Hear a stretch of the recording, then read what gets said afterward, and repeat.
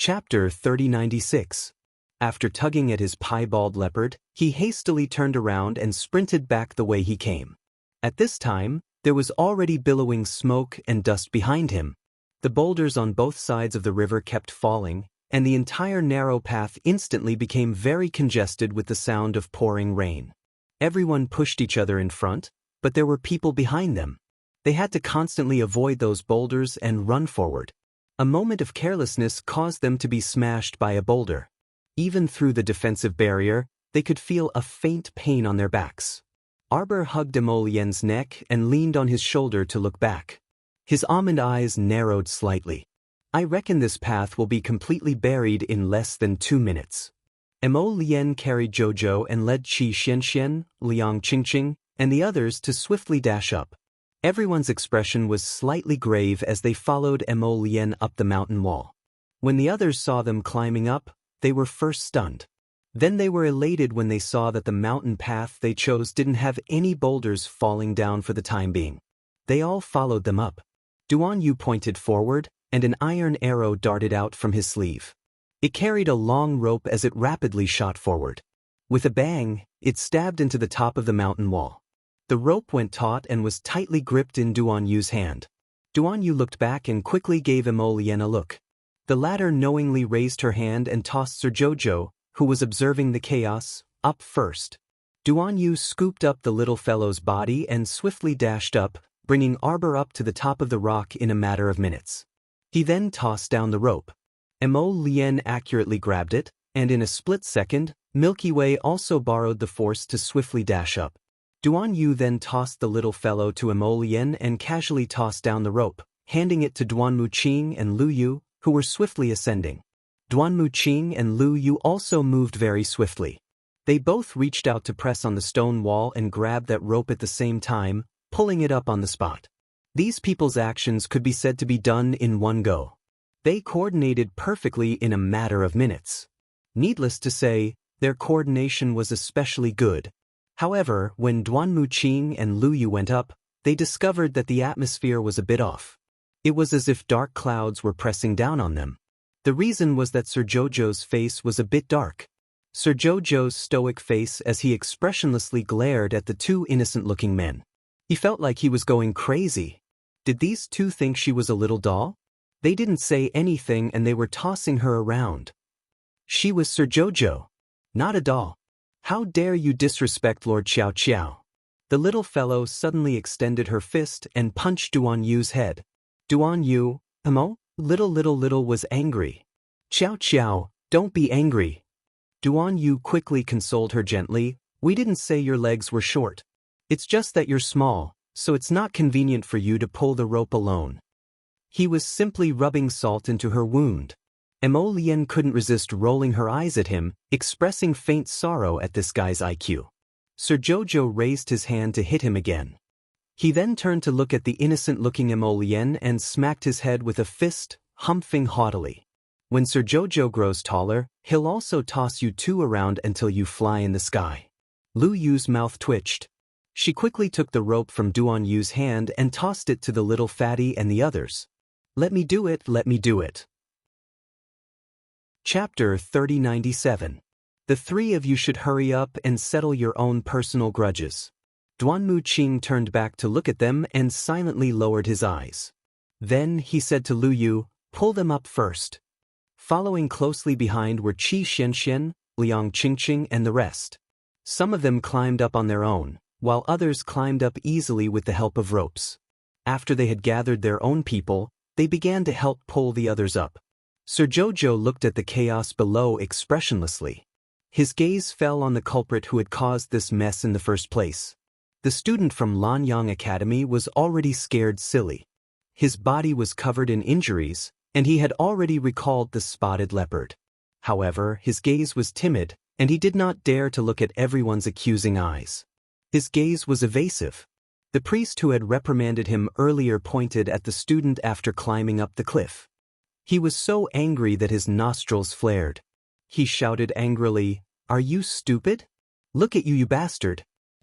I told you not to ride a mystical beast. Why didn't you listen? We, the Sun Moon Temple, have been in and out of this place so many times. If we could use mystical beasts as transportation, how could we not know? The student now shrank his head like a quail, not daring to utter a single word. The priest continued to point at him and scold him angrily. If you don't have a brain, learn to use your brain more. If you have any problems, ask your seniors first. If you are so reckless, even if you are lucky enough to enter the mystic realm, you will not only harm your own life, but also those who are traveling with you. Sir Holy Son, I suggest that this student be disqualified from entering the mystic realm. Disqualify, disqualify. The others shouted angrily. The student immediately raised his head, his face flushed red. He hurriedly defended himself. You didn't explain it to me clearly at that time. How would I know that when mystical beasts run, the vibration will cause the rock walls and mountains on both sides to collapse? Everyone stood on the rocks in the pouring rain, glaring at this person. This kid was really something. He had made a mistake, yet he blamed it on others. How could such a person continue to travel with them? While carrying her large umbrella, Sir Qiao Qiao expressionlessly stayed in Emo Lien's embrace. She turned her small head and gazed at that person just like this. At this time, the crowd's emotions were somewhat turbulent. Everyone seemed to have found an outlet to vent their anger, and they all attacked the quibbling student. So it's the temple priest's fault? They didn't tell you that riding a mount would be dangerous. Are you stupid? Previously, there were spirit beasts that attacked us. Didn't you hear Lord Holy Sun say to end the battle quickly? That is, we absolutely cannot allow any large spirit beasts to disturb this mountain range. That's right, it's obvious that this mountain can't withstand the earthquake. It will most likely collapse with a single tremor. It's all other people's fault. You didn't do anything wrong. I didn't say that. That student from Lanyang Academy was very anxious. He hurriedly defended himself with a red face. I know this time, this is my fault. But there are some things that you didn't explain clearly. Who knew it would turn out like this? Holy Sun Mi Yan's handsome face was calm. He coldly glanced at that student from Lanyang Academy. You are disqualified. Go back by yourself. Chapter 3098. That Lanyang Academy's student instantly widens his eyes and lets out a sharp cry. What? I had to go through all sorts of hardships to obtain the right to enter this secret realm. How can you just disqualify me? Did I not make it clear enough? Holy Sun Mi Yan coldly glances at him. You are not qualified to follow us. Get lost immediately. That Lanyang Academy's student's face flushes red and he turns to look at his several companions from the same academy. Seeing that they are also looking at him coldly, his heart suddenly chills and he has a depressed feeling of bawling. Why do they treat me like this? Why do they want to drive me away? He just made a small mistake that all young people would make. He was young and impulsive. It's not like he can't be saved. Moreover, everyone was fine now. Other than him who was injured, the others weren't injured. Why do they want to drive me away? This Lanyang Academy student can't figure it out no matter how he thinks. His face is slightly distorted and he stands stiffly in front of everyone, unwilling to move even half a step. Holy Sun Mi Yan also ignores him. In any case, he has already decided to drive this student away. This person's own opinion has nothing to do with them. Holy Sun Mi Yan looks down. He sees that the mountain rocks on both sides of the narrow path have stopped rolling. All the huge rocks are piled up on the path below, blocking that path completely. Holy Sun Mi Yan can't help but pinch his forehead in irritation. The path below is blocked. Now there are two ways. One is to consume spiritual power to cross the mountain. The other is to continue walking and cross the big rocks. We just need to persevere for a while and walk out of this path. If we go a little further, we will be out of the no-fly zone. Crossing the mountain is too exhausting. Mu Xingshan looks down at the girl, Mu Roxuan, who is leaning against the mountain wall and resting with her eyes closed. A faint trace of irritation flashes through his eyes. With Roxuan's physical strength, she can't cross at all. Just now, when young Master Do gave Jojo the energy-replenishing pill, Roxuan stubbornly refused it. Now Roxuan's condition is the worst in the entire team. Zhong Lijiwei can't help but sneer. What else can we do? The path below is blocked by big and small rocks. Maybe the path ahead is completely blocked and we can't get out. That won't happen. The Holy Sun shook his head and said, these stones are just piled up to fill up the narrow path below. It's just a little more difficult than before. Compared to climbing the mountain, I reckon it will be easier. Then we'll listen to the saint. Let's continue down, a few students from the royal school said. All right. Everyone nodded in agreement when they heard that the road ahead would be easier. Jojo, Sama didn't care. After all, he didn't want her to leave. Mu Xingshan glanced at Mu Roxuan and sighed. He could only carry her on his back again and slide down the mountain wall with the help of the ropes. The group of people walked forward in the rain. The student from the Blue Ocean Academy followed them all the way. He didn't dare to get too close to them, but he never left their group. The other students of the Blue Ocean Academy couldn't bear it and couldn't help but whisper, should we go and plead with the Holy Sun? I don't think there's any room for negotiation. Another person shook his head. Chapter 3099. He made such a big fuss and almost got his friends involved. Do you have the nerve to plead for such a person? Hearing their friend's words, the two students from the Lanyang Academy who couldn't bear to do that also gave up the idea. Forget it, there was no need to offend others for a person who had angered everyone. On the other side, Chen Baojia, who hadn't rested well for 2 days, was now walking with the group like a ghost. Not only did she have 2 panda eyes, but her body was also a little soft and light. Her forehead was very hot. It must be because she was drenched in the rain. When the stones fell just now, everyone didn't care about whether they were drenched or not. They all protected their heads and bodies to prevent being hit by the stones. Chen Baojia didn't even know when she got drenched in the rain. When she came back to her senses, she had already become a drowned rat. A thin layer of clothes clung to her body. It was wet, cold, and uncomfortable, causing her to sneeze continuously. Sister Baojia, are you okay? Ba Shu followed the group. Seeing Chen Baojia's curvy figure exposed in the rain, he couldn't help but feel his throat tighten. Seeing Chen Baojia's graceful figure when walking, Ba Shu couldn't hold back his restless heart. Thinking of the scene when he held her in his arms the other day, Ba Shu's evil thoughts began to turn again. He couldn't help but go to the front of the group, took out a coat, and put it on Chen Baojia. At the same time, he hugged Chen Baojia's slightly hot body. When Chen Baojia saw Ba Shu crawling over like an annoying fly, she was furious and panicked. She didn't know what to do. She struggled with all her might and pushed Ba Shu's body away unhappily.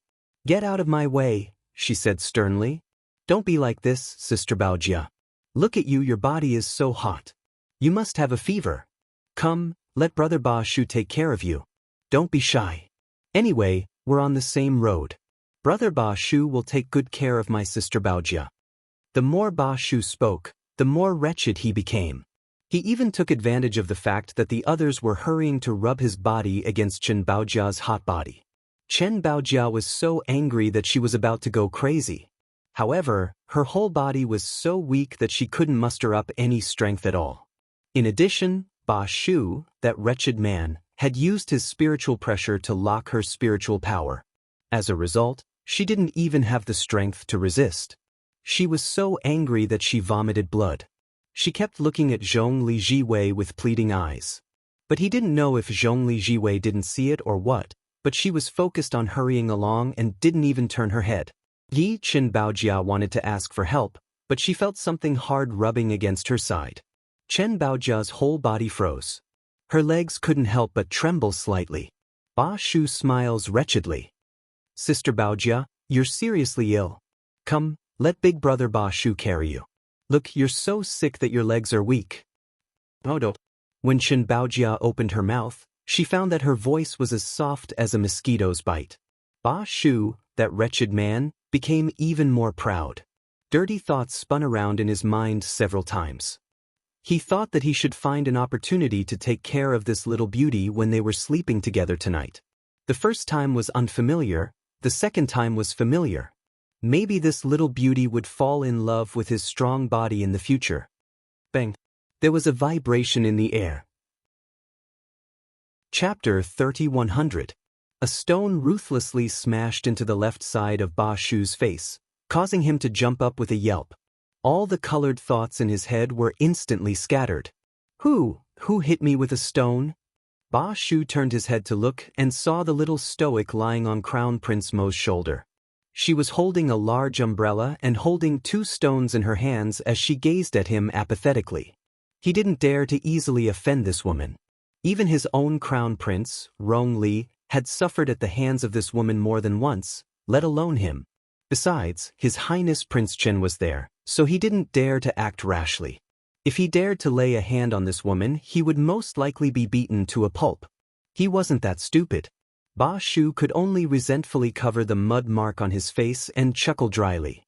It's a misunderstanding, a misunderstanding. As soon as Ba Shu let go, Chen Baojia fell weakly onto the ground in the rain. Seeing Arbor's cold and clear eyes through the rain, Chen Baojia was momentarily at a loss and didn't know what to think. She didn't expect that when she was at her lowest and most miserable, it was the stoic face that she hated the most who helped her. But so what? Wasn't it all because of her that she ended up like this? If this damned stoic hadn't appeared midway and snatched away all of His Highness the Crown Prince's attention, suddenly becoming the Crown Princess of the Divine Province? Right now, she should be sitting in the Eastern Palace enjoying fine wine and delicacies and living a comfortable life, instead of fighting for a chance to get close to His Highness and making a long journey to some secret realm for an adventure. Did they think she wanted to go to such a place? Wasn't it just to have a better chance to get close to His Highness the Crown Prince? It would be best if she could create a chance to be alone with him. Arbor glanced at Ba Shu and Chen Baojia before withdrawing his gaze indifferently. Why did you save her? Prince Mo asked with amusement. His little emperor was not someone who liked to meddle in other people's business. I don't like him, Arbor said indifferently. She was a straightforward person. It was one thing to not get along with Chen Baojia, but she really couldn't bear to watch a rude man bully a sick woman under her nose. Prince Mo smiled and pinched her cheeks. Jojo, you're the best girl in the world. There's no one better than you. Lady Qiao Qiao slightly raised her little chin, moved in his embrace, and said with a little pride, Of course I'm a good person. Everyone followed Holy Sun Mi Yen and moved forward along the narrow path, one step at a time. The journey that was supposed to take less than an hour took almost 4 hours before they finally saw the end of the road. Just when everyone heaved a sigh of relief, Holy Sun Mi Yan's complexion suddenly sank slightly. Everyone be careful. Someone, before he could finish his sentence, he heard the sound of wind whistling from both sides of the cliff. A series of arrows and crossbows were shot in the direction of their group in an orderly manner. Everyone was shocked. Except for a few people who cried out in panic, the rest of them all activated their defensive spirit tools in unison to block the attack. For a moment, the entire narrow path shone with brilliance. The defensive spiritual tools shimmered faintly as they were opened one after another. After a moment of chaos, everyone hurriedly reorganized their group and hid under the rocks on the side. Chapter 3101. Among them, the fastest to move were naturally Qi Xianxian, Little Fatty, and the others. Before they set off, Crown Prince Mo and the others had warned them that they might encounter an ambush from the heavenly fate on this stretch of the road. So even during the chaos just now, everyone still maintained a high degree of vigilance. Now that they heard Holy Sun Mi Yan's warning, they immediately moved quickly. Finding large rocks for cover was the first step, and immediately organizing a counterattack was the second step. Holy Sun Mi Yan turned his head and saw that Little Fatty and the others had already started to use spiritual power to launch a long-range counterattack against the archers lying in ambush on the rocky mountain walls on both sides of the river. He couldn't help but sigh in his heart. Their reaction speed was actually faster than the well-trained temple guards. Holy Sun Mi Yan didn't know what to think. He only swept a rather meaningful glance over Lu Yu, Hua Tao, and the others, seeing that they had already quickly controlled the situation on one side. Many of the sweeping arrows were all rapidly pushed away by the defensive shield they formed without exception. This Sikong Star Battle team really had some skills. Perhaps their cultivation wasn't the highest in this group, but their ability to cooperate with each other really made people have a whole new level of respect for them.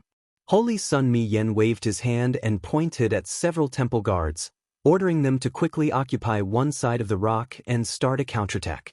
After several rounds of arrow rain, a small number of people on their side were also injured. The two brothers, Dou Fengmian and Dou Fenghua, had been rescuing the injured at the rear. At this time, seeing Mu Xingchen supporting Mu Roxuan over, they couldn't help but smile bitterly and sigh. Brother Mu, Miss Mu's injuries are getting more and more serious. If we don't think of a way to treat her, the lightning spiritual power in her body will definitely violently expand from the inside out and eventually completely destroy her body. There's no cure. Mu Xingchen naturally knew that Mu Roxuan's current situation was very bad, but what could he do to solve it? Mu Roxuan's temper was more stubborn than anyone else's. She said that she didn't want Jojo to treat her, so she absolutely wouldn't let Jojo touch her. But the current situation other than Xiao Qiao, who else could heal Mu Roxuan's injuries completely? Big brother, don't think about knocking me out and throwing me to that woman for treatment. Mu Roxuan gasped and said, I have a way to save myself. I don't need that woman's help. Mu Xingchen felt that her stubbornness was a little hateful. He couldn't help but raise his voice and reprimand her. What means do you have to save yourself? You're injured to this extent? Do you not want that Dantian spiritual ruin realm anymore? Could it be that she wanted to cripple her own spiritual ruin realm? After cultivating the Dantian spiritual void realm for so many years, how could he give it up just like that? How could Ro Xian do such a stupid thing? Mu Roxuan bit her pale lips tightly and curled her body up while trembling. Big brother, I rest for a while. I'll be fine. I'll be fine soon. Mu Xingchen let out a heavy sigh and was about to leave when he heard Yi Qingtang's voice. Only to hear Mu Roxuan say softly to him, Big brother, help me sit over there. No, don't leave me here. It'll only affect young Master Dou at the rest treatment. Mu Xingchen sighed deeply and reached out to help Mu Roxuan up. Chapter 3102. If one said that Mu Roxuan was insensible, she could still think of not obstructing others. If one said that she was sensible, she just had to have such a deep prejudice against Jojo. He couldn't help but pinch the space between his eyebrows, feeling a tightening headache. When they were at home, at least Roxuan and Jojo got along well on the surface, with their mother mediating between them. He didn't expect that they would fall to such a state where they were like fire and water. Mu Xingchen helped Mu Roxuan to the side and sat down on a large rock, which could temporarily block the arrow rain from above. Mu Roxuan panted heavily and said to Mu Xingchen in a low voice, Big brother, I only need to obtain one of the divine weapons in the sun and moon wheels, then I'll be able to completely recover my damaged body.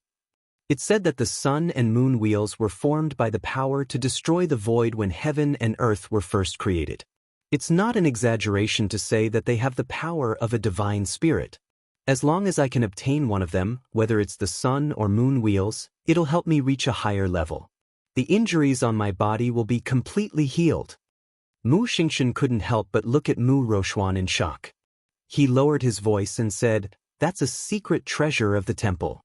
Are you sure you can obtain it? The temple has entered the secret realms so many times. Do you think any of them has obtained the two wheels? What does this mean? It means that the treasure is obtained by the fated person without asking for it. Mu Roxuan said in a low voice, Big brother, as long as you help me obtain this treasure, it'll be the same as saving my life. Since you said that the treasure is sentient and will seek the fated person, then how do you know that you're the fated person? Mu Xingchen couldn't help but be shocked by Mu Roxuan's naivety. Where did Roxuan get the confidence to think that she would definitely obtain this pair of secret treasures once she entered the secret realm? Big brother can't make any guarantees, Mu Xingchen said indifferently. Mu Xingchen said indifferently. At this moment, he felt that his remaining patience for his sister was about to come to an end. According to normal people, Mu Roxuan was a little too pretentious. Big brother, I don't need you to make any guarantees. As long as you promise to help me. Mu Roxuan tightly grasped Mu Xingchen's hand and looked at him with bright eyes. As long as you promise me that you will treat me and that woman from Arbor fairly in front of the treasure. No, she won't help her. She will help me. Mu Xingchen was dumbfounded. Big brother, although she and you share the same mother, but I am your biological sister who grew up with you. My mother is the one who took care of you for so many years. Big brother, ask yourself honestly, ever since she came back, has she given us any help? There was no such thing. Not only that, but they also stirred up trouble in our first branch, making us a laughingstock for the second and third branches. She chased after her father to collect his debts and forced her stepmother to hand over her assets. She doesn't even have the slightest bit of brotherly affection for us. Look at her, she still hasn't acknowledged her ancestors. Mu Rochuan earnestly persuaded, Big brother, her surname is Qiao, not Mu. She's not our family. Look at her, there's hostility in her bones. She's simply a traitor.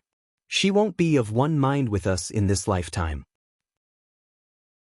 Chapter 3103.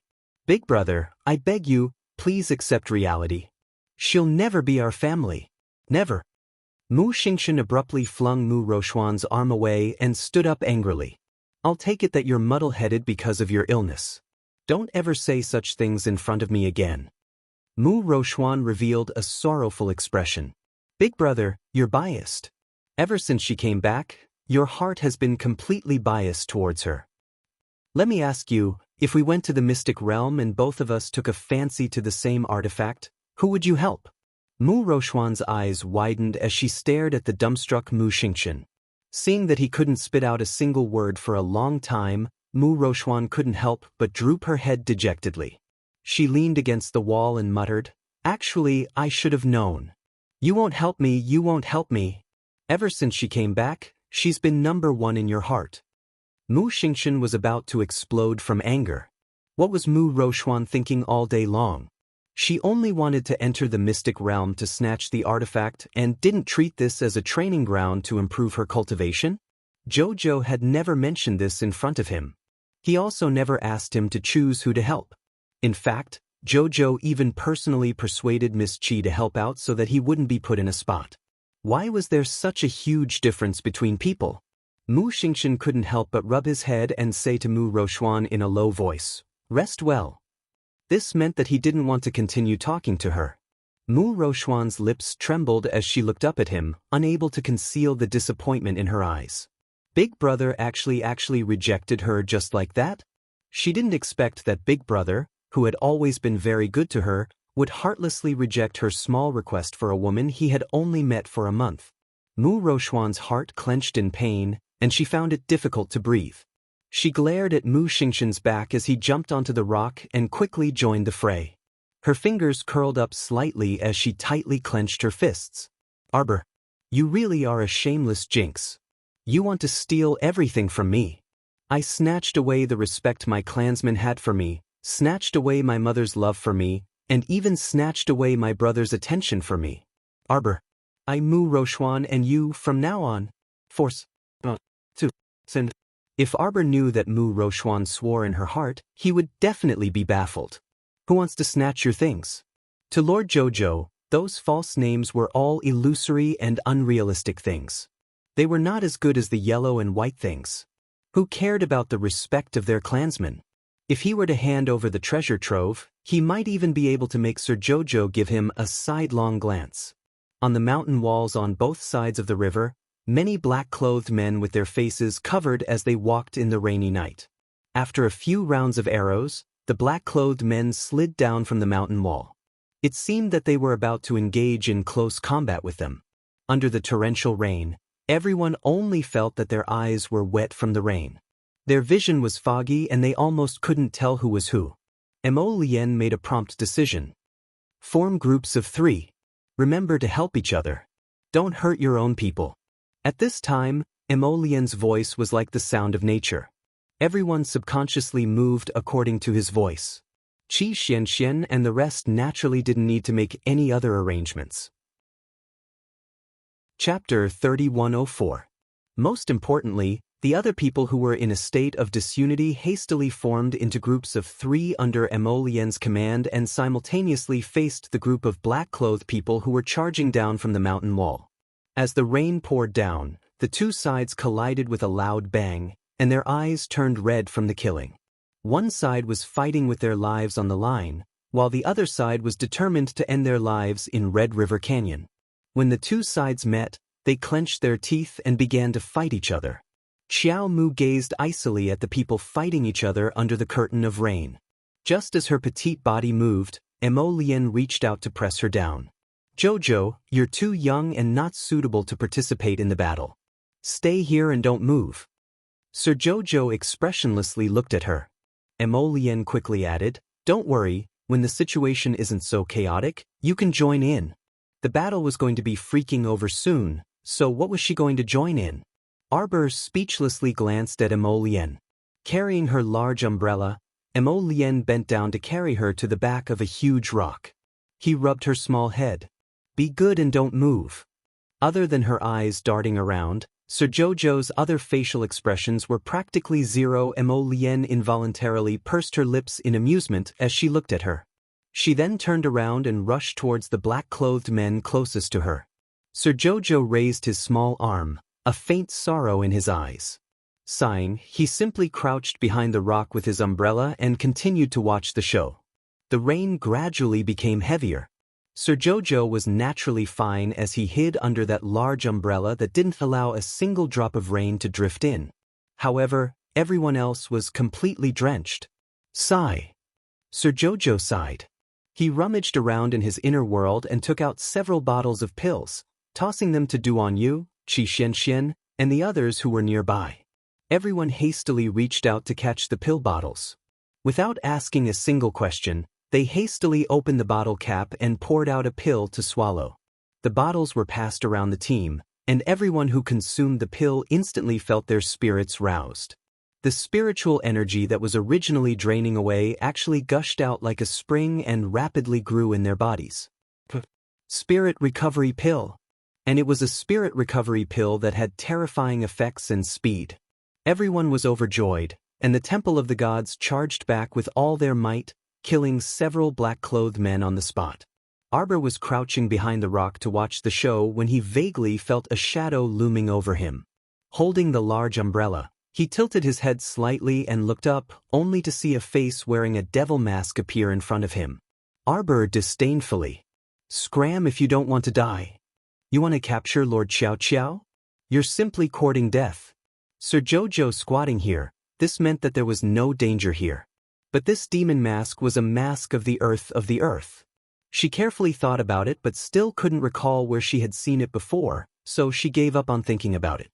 "It must be someone from Heavenly Providence," the little fellow muttered in her mind. People from Heavenly Providence liked to wear this kind of demon mask that enforced justice on behalf of heaven, making it seem like they were the demon-masked men under the saint. Those who obeyed heaven would prosper, and those who defied heaven would perish. Arbor pursed her lips and slowly stood up from her crouching position. She tilted her head and glared at the demon-masked man who suddenly jumped down from the rock and walked in front of her. "Watch out for my concealed weapon." Sir Jojo raised his right hand. The demon-masked man reflexively dodged to the side, but he didn't see anything after waiting for a long time. Chapter 3105. When he turned to look, he saw the little stoic's serious face with a hint of frigid disdain. She dared to capture Sir Jojo with this gall. She simply didn't know what to say. Arbor lightly raised his left wrist and shouted, "Take this!" That devil-masked man involuntarily snorted. After being tricked by this child once, did she think there would be a second time? The devil-masked man's eyes abruptly widened. By the time he realized that the concealed weapon was already in front of him, it was already too late to dodge. He could only shout, and a piece of divine armor appeared on his chest. That concealed weapon clanged as it landed on his chest, but it was blocked by the divine armor. The devil-masked man involuntarily snorted. "Little fellow, you think this little toy can boom, boom." Duan Yu turned to look at where Sir Jojo was crouching and couldn't resist facepalming when he saw the devil-masked man's figure that had been blasted flying. This dear friend was too naive. Didn't he know that the power of his mother-child chain explosion was a level higher than ordinary hidden weapons? Even a full-body divine armor might not be able to block that chain explosion, let alone a piece of divine armor. After the devil-masked man flew out pitifully, the little girl stood up from behind the rock and looked down at her shoes that were stained with raindrops in dissatisfaction. Just as Emolien flashed to her side, he saw the little stoic expressionlessly looking up and pointing at her small shoes. They got wet. Prince Mo instantly felt like he was about to be melted by the little fellow's cuteness. He quickly picked her up from the ground and said with a grin, "Hubby will change a new pair of shoes for you in a bit. A brand new one with lotus flowers embroidered on it."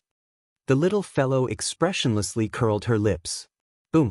The devil-masked man who was blasted away once again exploded. Everyone involuntarily blushed with shame and turned to look in that person's direction. That guy was truly pitiful enough. Tell me, why did he provoke the little stoic for no reason? Being killed once wasn't enough, he was killed 3 times in a row. After the mother-child chain exploded, the devil-masked man's body exploded again. This time, it was a talisman filled with lightning soul that exploded. His entire body was crackling with electricity. Being washed by the rain, that sour and refreshing feeling made everyone shiver from afar. However, that devil-masked man could be considered a tough guy. After being blasted 3 times in a row, he flipped himself up and stood up again with electric currents sizzling all over his body. He held a black iron rod in his hand. Because his whole body was electrified, his hands were numb. He subconsciously threw away the rod in his hand. He seemed to be very angry. His face couldn't be seen clearly under the mask, but his whole body was filled with anger, like the prelude to a volcanic eruption. Everyone mourned for him for 3 seconds, then turned back to continue fighting with the man in black in front of them. Jojo, who was carrying her umbrella, looked at the man expressionlessly. She then turned to ask Emolien, "Have we met this devil-masked man before? Do you still remember our battle at June Mountain's Yiting Court on Sikong Planet?" At that time, Siming Manor's high priest wore an iron demon mask and led many people to encircle and annihilate us. Arbor shook his head and recalled a bit of an impression. Chapter 3106. After that, outside the Great Gale Forest, the high priest was surrounded by us and his identity was exposed. In the end, he was killed. Arbor thought carefully and nodded. What does the dead high priest have to do with this devil-masked man? The high priest's mask is made of iron. Emolien muttered. And this devil-masked man's mask seems to be of a higher standard than the high priest's. This man's mask is made of silver and there's a layer of purple light on it. I think he should be a hall master in Tianyun. Arbor looked back and nodded. You're right. The people from Tianyun came here to ambush. I think they're here for me. Arbor had a strange thought. For a moment, she seemed to have thought of something, but that thought flashed through her mind very quickly. She was a little depressed that she didn't catch anything. Emolien looked down at the little fellow and shook his head. That might not be the case. Look at their operation this time. It's obviously very methodical. It must have been planned long ago. So they might not be here for my Jojo. Emolien rubbed against her little face. Don't worry, I'm here for you. Sir Jojo looked at him expressionlessly. You rubbed the blood in your hair on my face. Emolien could not help but want to laugh. He reached out and rubbed her little face. I'm covered in blood. No matter what, I have to stain you with a drop or two. This is called sharing blessings and suffering together. Then he carried her to Qi Xian and the others. Is everyone all right? Everyone hurriedly shook their heads. Many people from the other academies were injured. I think the 2 Surdos were too busy to save them. Those in the academy who know a little about medicine have all gone to help. Put me down. I'll go take a look.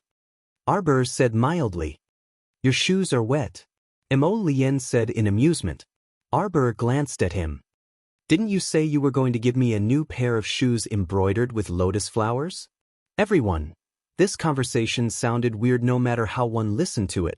Emolien laughed heartily as he put down his wifey. Jojo carried her umbrella and walked towards the ward. When she got closer, she realized that there were quite a lot of people. Although Madame Gowan didn't know any medical skills, her powder could help alleviate pain, so she also helped. When Gowan turned around and saw the little stoic walking over with a stoic expression, he subconsciously shuddered and pulled Huang Yang back several steps to the side. The young lady didn't even look at her. She walked towards a Hong Fu Academy student who was holding his arm and wailing. "What are you wailing for?" He was a grown man, yet he was howling like a girl. "Shut up." The man's expression froze, and he actually shut his mouth, cold sweat dripping down his face. Sir Jojo shouted expressionlessly. The student from the Hong Family Academy was nervous and quickly stretched out his hand. Then, he turned to look at Madame Gowan, who was cowering in a corner like a quail. "Come here." Madame Gowan's heart skipped a beat, and she almost peed her pants from fright. She had already decided not to provoke her again, so why was she still unwilling to let her off? "And Madam, Crown Princess, what do you want?" "Hold the umbrella." Arbor impatiently raised the umbrella. Madame Gowan quickly reached out to take it and held up the large umbrella for her with a bewildered expression. Chapter 3107. Arbor raised his finger and took out a row of silver needles from his inner world.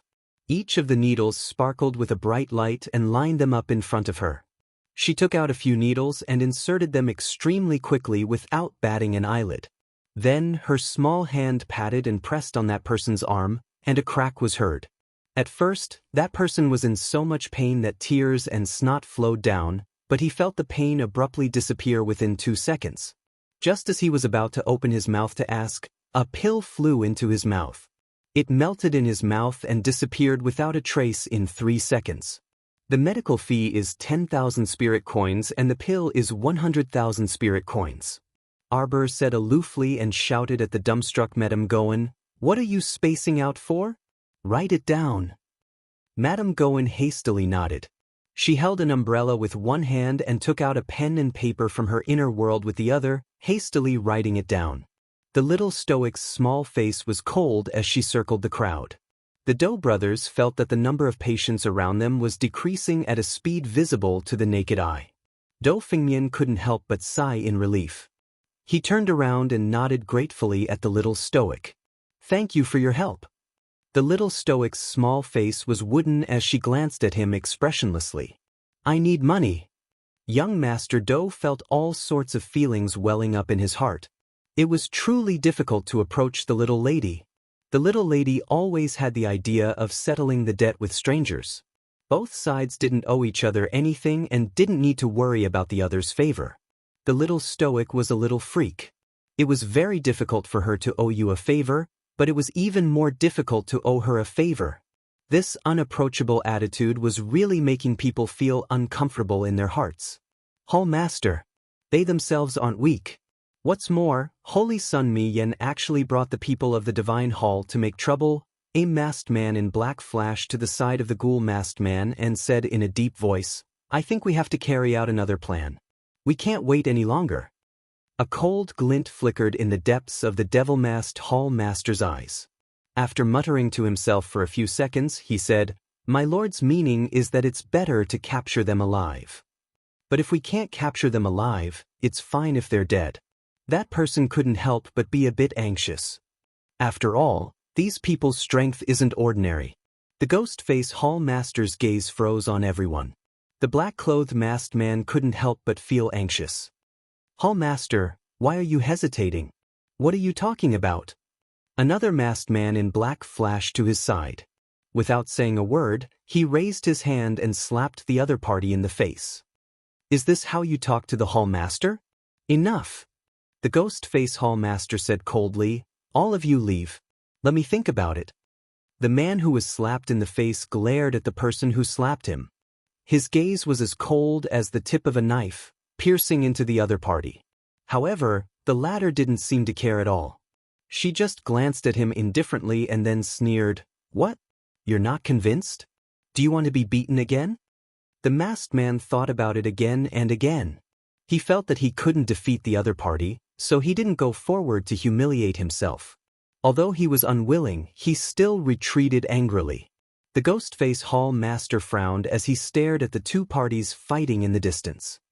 Although we brought a lot of people, the other party's strength is really not bad.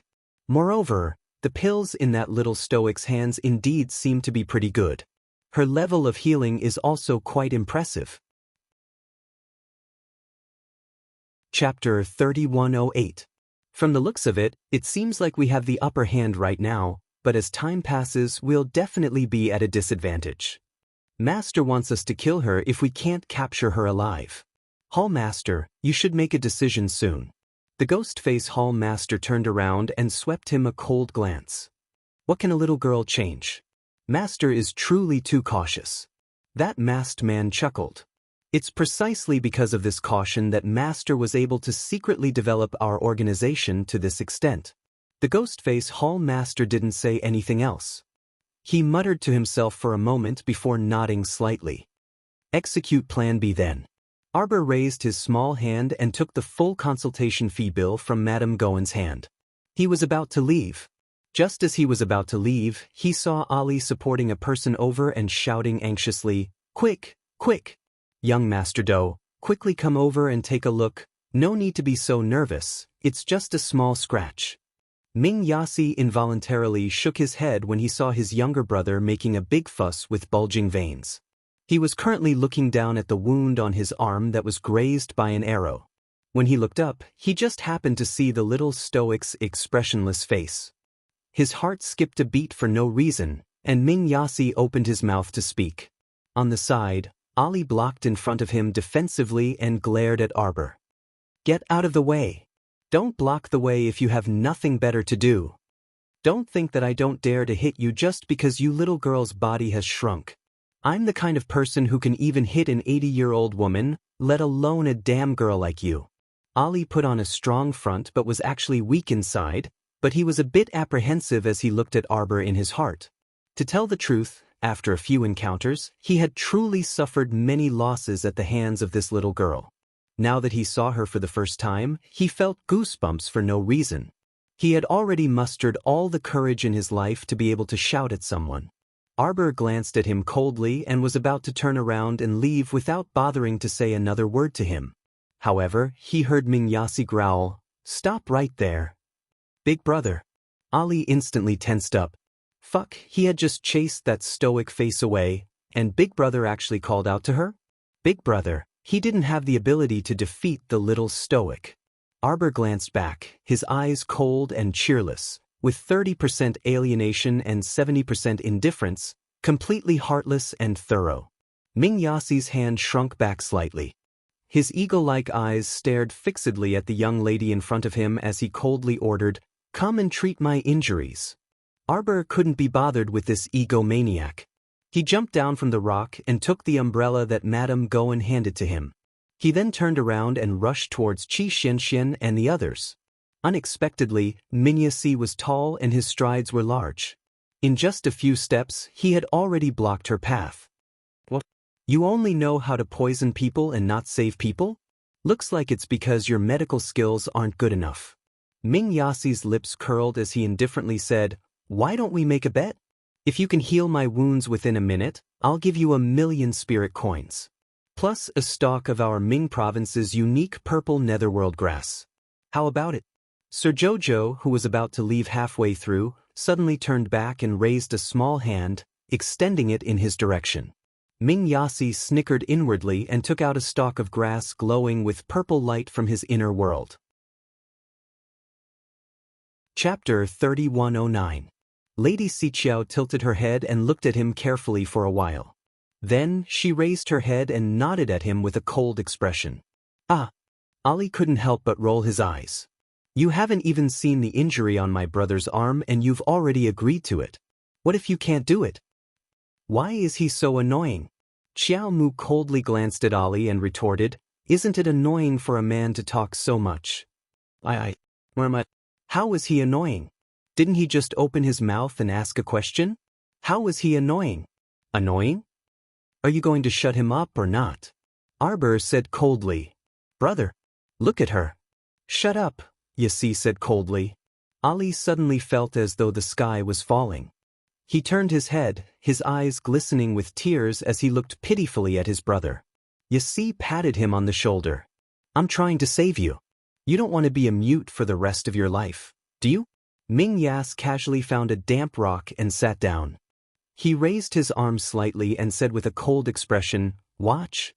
Lady Qiao Qiao walked forward and stepped on the water on the ground.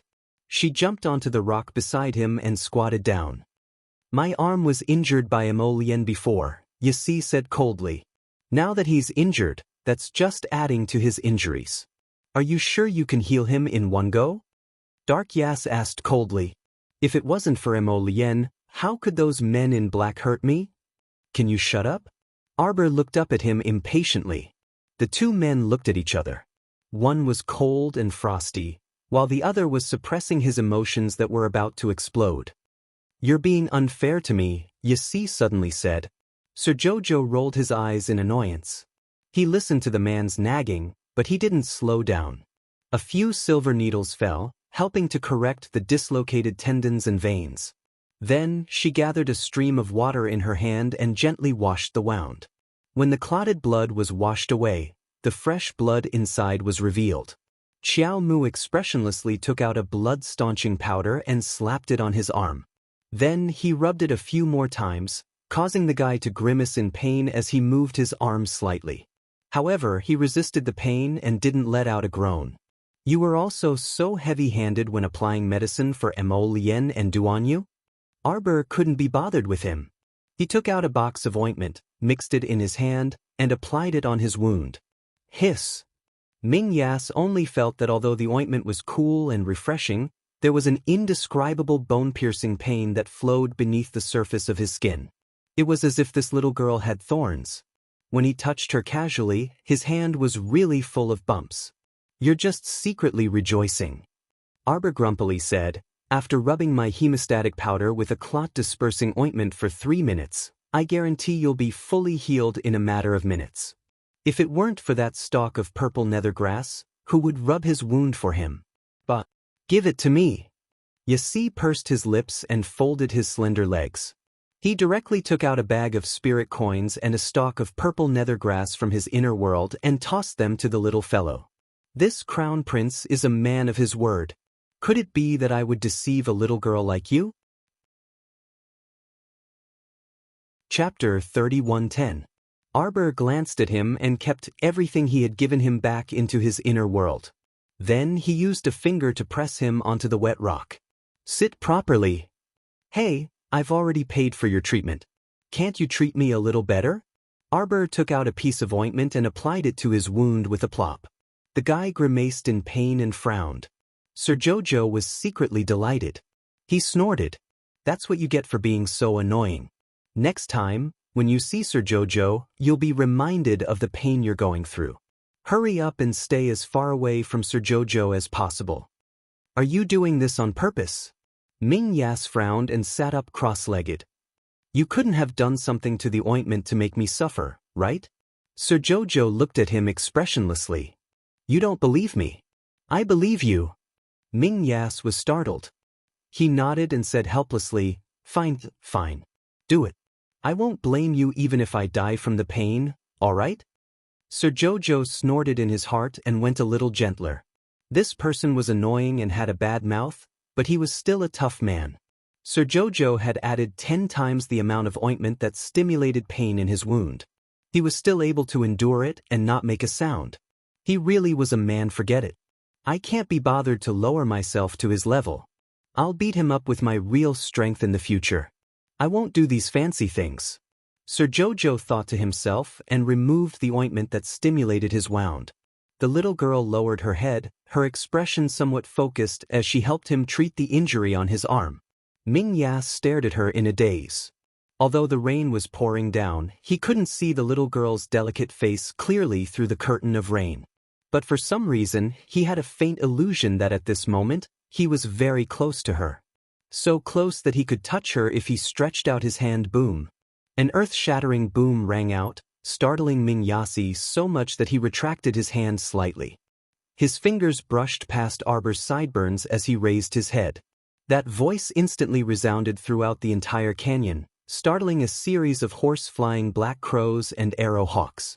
Ming Yas immediately propped himself up with one hand and subconsciously raised his hand to pull the little girl behind him. Hey, there seems to be an unforeseen event.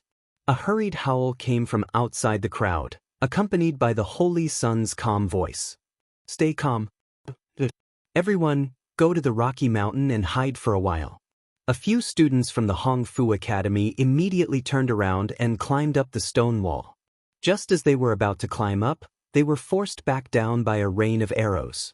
Behind the rocks on both sides of the passageway, on the towering rock walls, a dozen or so pitch-black and shiny cannons were pushed out, appearing extremely bright under the night sky.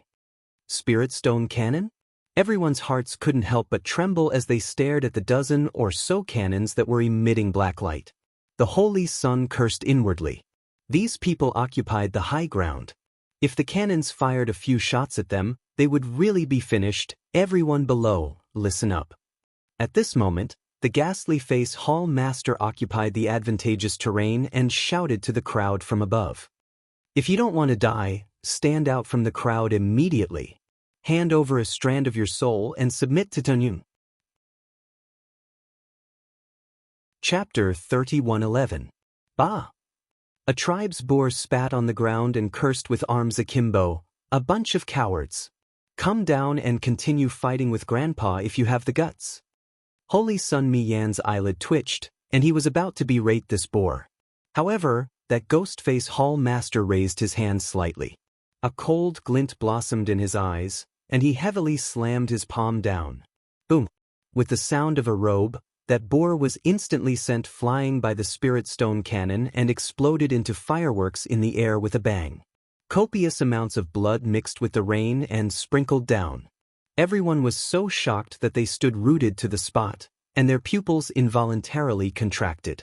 That fellow was a cultivator at the 7th level of the spirit realm.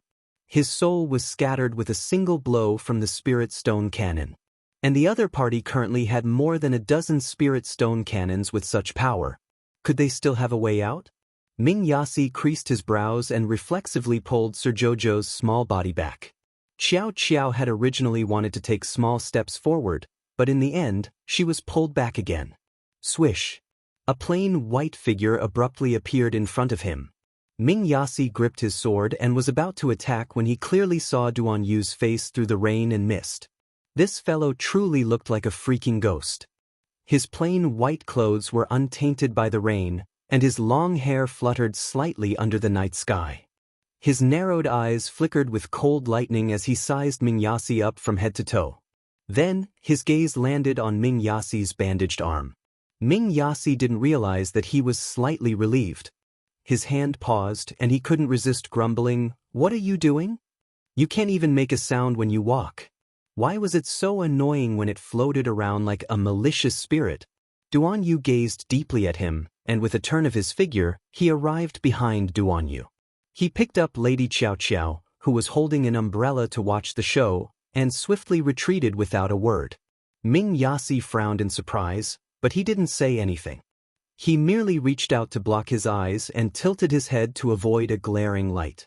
"Where's the little girl next to you?" the ghost-face hall master asked as he looked at him coldly.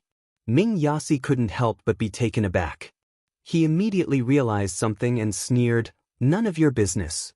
Ali was so frightened that his heart nearly jumped out of his chest. He hastily stepped forward and blocked in front of his big brother. He harshly shouted at the hall master, "Punk, don't act recklessly, I'm telling you. This is His Highness the Crown Prince of Ming. If you dare to harm the Crown Prince of Ming, you're finished." The Crown Princes left, the one on the left couldn't help but snort. "What? Why don't you tell me?" The ghost-face hall master obviously didn't like this person talking too much. He raised his eyes and gave the person a warning look. "You of Ming!" Exclamation point. S. Yasi! Exclamation point. Bang! Ming Yasi's pupils contracted, and he grabbed Ali's arm, dragging him to dodge the attack. After a huge rumble, the rock walls on both sides of the valley started trembling again. Sand and rocks tumbled down, and they only stabilized after shaking for a good while. Chapter 31:12. Everyone's expressions changed again and again, and they all involuntarily shrunk their necks. They felt the cold wind and rain pouring into their hearts, depriving them of even the last trace of warmth. At this rate, even if they weren't blasted to smithereens by the spirit stone cannons, they would be buried alive by the rocks on both sides. A gigantic pit appeared next to Dark Yas. Everyone stayed far away from that pit as they looked in horror at that heavenly Kismet's ghoulish hall master. Sir Jojo knitted his brows and turned to look at Duan Yu, who had a grave expression. He whispered, "Later, we'll take advantage of the chaos to hide on Paradise Planet." She couldn't care less about the other people's lives. At least, she had to ensure that her companions were all intact. In this current situation, it was obvious that fighting head-on was not the best choice. Besides the archers, there were also the spirit stone cannons above them. Everyone had witnessed the might of those spirit stone cannons with their own eyes earlier. A level 7 spiritual cultivator would become cannon fodder in a matter of minutes. She naturally couldn't let everyone take the risk, so the best solution now was to hide on Paradise Planet. As for the others, they had to pray for their own good fortune. She wasn't a savior, so how could she save so many people? Duan Yu looked down at her and reassured with a smile, "Don't worry, it'll be fine." "HM? Where's my Lien?" Arbor recalled that she hadn't seen her Lien for a long time, and her small head looked left and right. She then glanced at Duan Yu suspiciously with a stoic expression. "You two didn't secretly do something big behind my back again, right?" "We didn't." Duan Yu helplessly glanced at her. "Later, if we can avoid hiding on Paradise Planet, then don't go in to avoid being discovered. That Hall Master's strength is very extraordinary, but there's still a mighty figure hiding behind him." Arbor couldn't help but be shocked. Her divine conscience could sense the fluctuations of that Hall Master's divine energy, but she couldn't sense anyone else. This meant that the cultivation of the person behind the Hall Master was probably more than just a bit higher than hers. If it weren't for Duan Yu's reminder, she wouldn't have known that there was someone hiding behind the Hall Master. "That person is only a strand of divine conscience hiding here," Duan Yu said softly. Arbor was even more shocked when he heard this. Just a strand of divine sense was already so powerful. It could be seen that the person's cultivation base was probably above Emolien's. Arbor looked at Duan Yu worriedly and said, "Forget it. If it's really dangerous later, we'll, Jojo. In short, I can't just stand by and watch all of you fall into danger. At most, the fact that I have a spirit domain will be exposed. If it is exposed, then it is exposed. In any case, we and Tian Yun are already life and death enemies. Even if there is no such thing, others will not let us go so easily. Moreover, no one could enter her spirit domain without the power to tear open the void. Even someone like Emolien, who had just grasped the power of the void, couldn't find her spirit domain, let alone others. How many people in the world could tear the void apart? Arbor was willing to gamble for them. Duan Yu couldn't help but look down at her helplessly. Although Jojo said so, he still didn't want her to be in danger unless it was absolutely necessary. If she pulled everyone into the peach blossom now, they would be able to avoid this crisis. However, the exposure of her spirit domain was no joke. How many busybodies would covet it and chase it down? Duan Yu almost didn't dare to think about it. Chapter 31:13. At that time, his Jojo would never have a day of peace. He didn't want her to have to live such a life. After all, anyone with keen eyesight would naturally be able to smell something unusual. If the aura of the opening of the spirit domain leaked out, even normal cultivators would be able to sense it, let alone that mighty figure hiding behind the Hall Master. No way, he couldn't let Jojo bear this kind of danger. He didn't tell Jojo that the Hall Master was a peak venerable immortal, not someone anyone could casually provoke. Duan Yu reflexively grasped her petite hand. "You're not allowed to act on your own. We will resolve this matter, just do as you say." Sir Jojo rolled his eyes. "That Hall Master is still calling for me." I'll go meet him and buy some time for Lien. How could the little fellow not understand? Jojo's Lien must have snuck away by herself. Otherwise, why wouldn't he appear by now? These two must have secretly discussed a countermeasure and just wouldn't tell Jojo. Duan couldn't help but chuckle bitterly as he poked her head. What can you do with your short stature and short legs? You're the short stature and short legs. Watch me. She kicked her 2 short legs. I'll go buy some time. Jojo. Seeing her glare, Duan had no choice but to let go of her and put her on the ground. Don't worry. What can happen to me? I'm just chatting with them. Sir Jojo patted her calf. Right? Her height only reached his knee. How heart-wrenching. She was indeed short enough. Was she ever so short when she was young? Impossible. Duan couldn't resist wanting to laugh, but he was also a bit worried. With Xiao Qiao's stoic face and her attitude of chatting with people for 2 years, what kind of nonsense could she talk to others about? Duan Yu's gaze was fixed on this bean-sprout-like person as she strode toward the front of the crowd. Ali was quarreling with the ghost mask hall master. When he lowered his head, he saw the short legs walking over and looking at them expressionlessly. Ali almost choked on his breath. They had been feigning civility with her for a long time, arguing until their faces were red and their necks were thick, but they still hadn't exposed her. Why did this short-legged girl come over for no reason? Was he in a hurry to expose himself in front of everyone? Ming Yasi turned around and his face darkened. What are you doing here? Go back. His hawk-like gaze scanned the surroundings before glaring fiercely at the innocent-looking Duan Yu. Why aren't you bringing her back? What's a little brat like you doing? Your whole family is full of brats. Lord Jojo's face darkened as he pushed aside Mayaz's outstretched arm and walked to the front of the crowd. He raised his head and looked at the ghost-face hall master. Your great-aunt is here. What nonsense do you have to say? Spit it out. Everyone was speechless. The masked man on the right hurriedly looked back. He could feel that the corner of his hall master's mouth was twitching under the mask. This lousy child still called herself great-aunt. Whose great-aunt are you? Xiao Mu surveyed her surroundings before fixing her gaze on that grim-faced hall master. She took 2 steps forward and stared fixedly at him for quite a while before turning her small face hesitantly and asking crisply, Have I seen you somewhere before? Xiao Mu looked him up and down. What business do you have with me? Speak. Sister 18. Chapter 31:14. The Ghostface Hall Master suddenly calls out. A lightning-like figure lands in front of Arbor with a boom. Half of the rotting face turned around, and half of the white eye was staring at her without blinking. Lord Jojo hurriedly takes a step back and crosses his arms in a defensive posture. Why are you so ugly? Can't you find a good-looking corpse puppet to fight with me? That Ghostface Hall Master chuckles. Little girl, if you lose today, you have to obediently leave with us. Are you willing to abide by this bet? Arbor says expressionlessly, Then what if I win? The Ghostface Hall Master rolls his eyes. If you win, this Hall Master will send 17th Sister to fight with you. Shameless.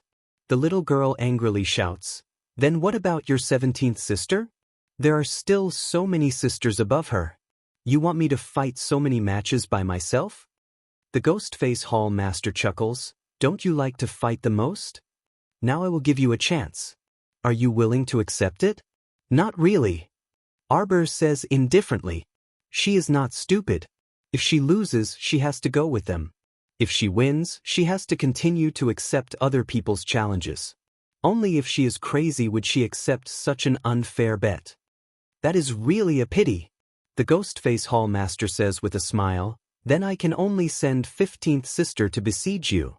Arbor chuckles. You sent 15th Sister to besiege me. Do you think I don't have anyone here? Then you can't let others help you.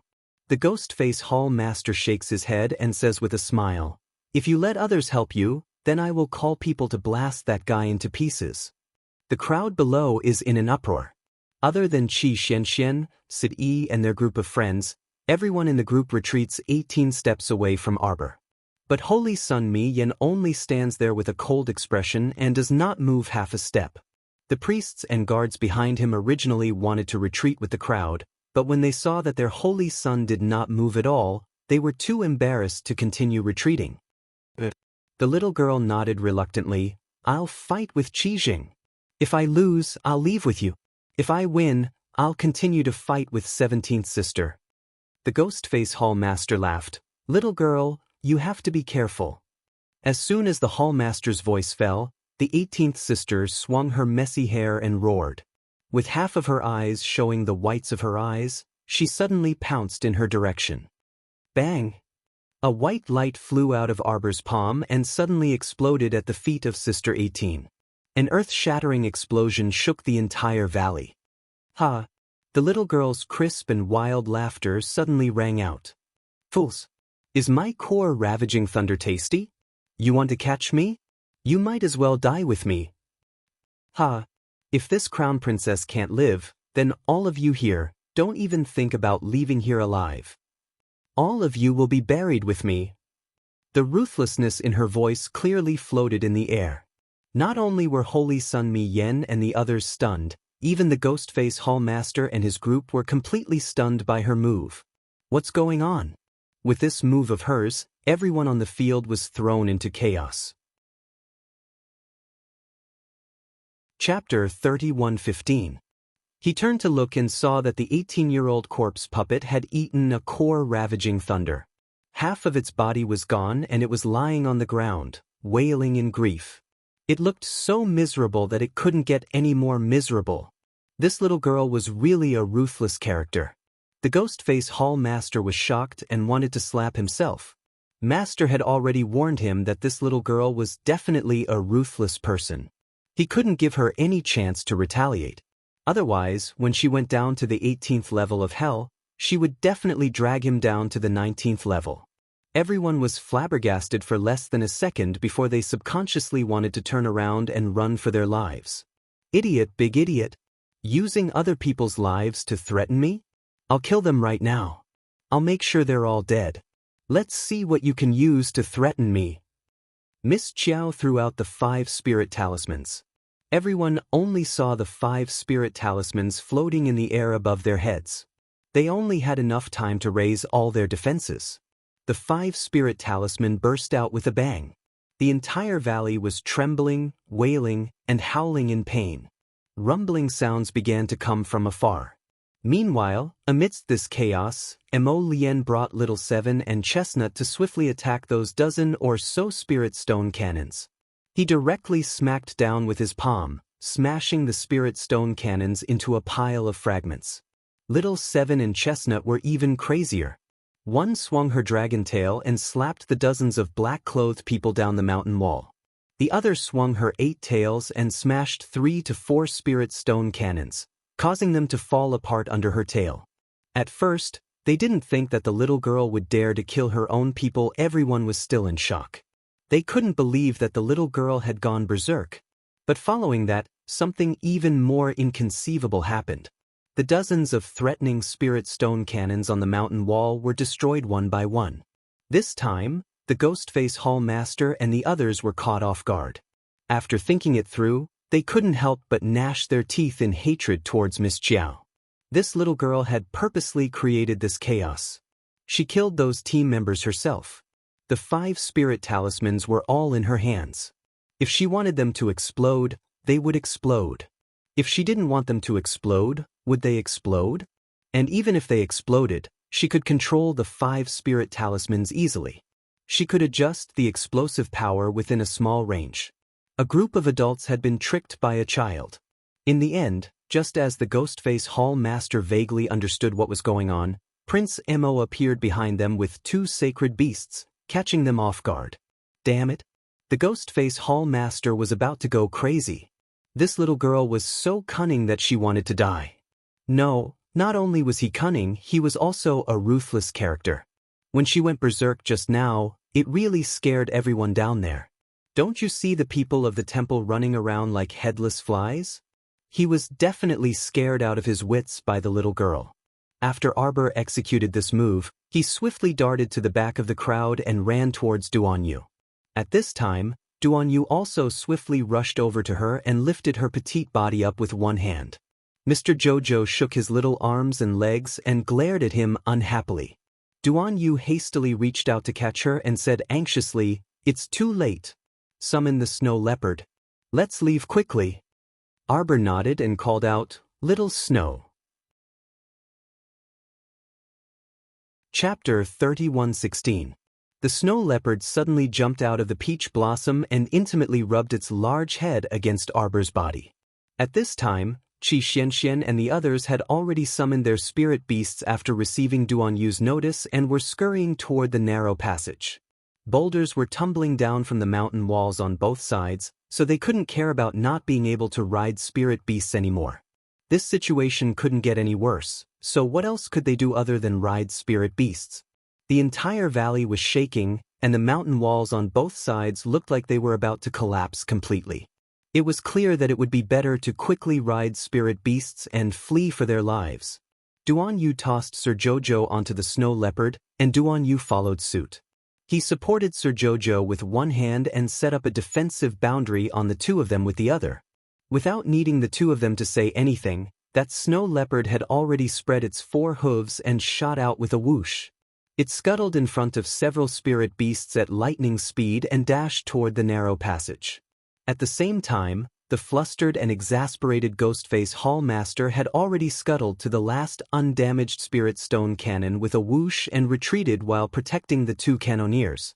Mo Lien's palm wind had already swept over, and a terrifying force mixed with surging flames instantly swept toward the Ghostface Hall Master. With a sizzle, it burned his outer robes to nothing. "Move aside!"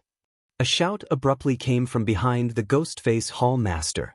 An elderly man with white hair and a ruddy complexion abruptly appeared behind the Ghostface Hall Master. His long beard danced in front of his chest, and his gaze was so sharp that it seemed like he could nail Mo Lien to death from a distance. Mo Lien smiled coldly at him, and her aura instantly soared. Layers of ink-colored lotus flowers spread out under her feet, forming a black ocean. "How about leaving all of them here for us?" As soon as she finished speaking, the entire field of ink-colored lotus flowers rose up, exploding into black shadows in the air. The air in this area was cut apart, and the entire space formed an inverted wind gap. A hole was torn open, and a gloomy cold wind came out from the void. The old man's shadow trembled slightly, and his entire body floated up in an inconceivable way. His white hair and eyebrows danced on his face, and his pupils had already shrunk to the size of a needle tip. Void! Void power! Boom! The entire valley instantly cracked open. It was as if a powerful earthquake had occurred, and the entire valley was destroyed by the power of the void, leaving nothing behind. The mountain walls on both sides of the river poured down in torrents, as if they were being destroyed by a mountain torrent. Looking from afar, they could only see smoke rising from the valley. Gravel was flying everywhere, and dust was rolling all the way towards them. "Jojo's Ren." Jojo hurriedly turned his head to look, but his eyes widened in shock. The entire valley was destroyed. Jojo's lotus. "Don't worry, Jojo. You forgot that Run can tear open the void. He will definitely be fine. He will come over." Arbor thought about it, and his heart was slightly relieved. However, he heard the sound of a cannon behind him. Boom! Arbor looked back again, and saw that the student of Lanyang Academy who was driven away by Holy Sun Mi Yen was instantly blown to pieces by the spirit stone cannon. Before he died, he looked at Jojo's expression, and he was still very shocked. He probably did not expect that he would not even be able to reach the secret realm. Chapter 31:17. Xiao Mu looked at him without any ripples in her heart. This was also the path that this person had chosen.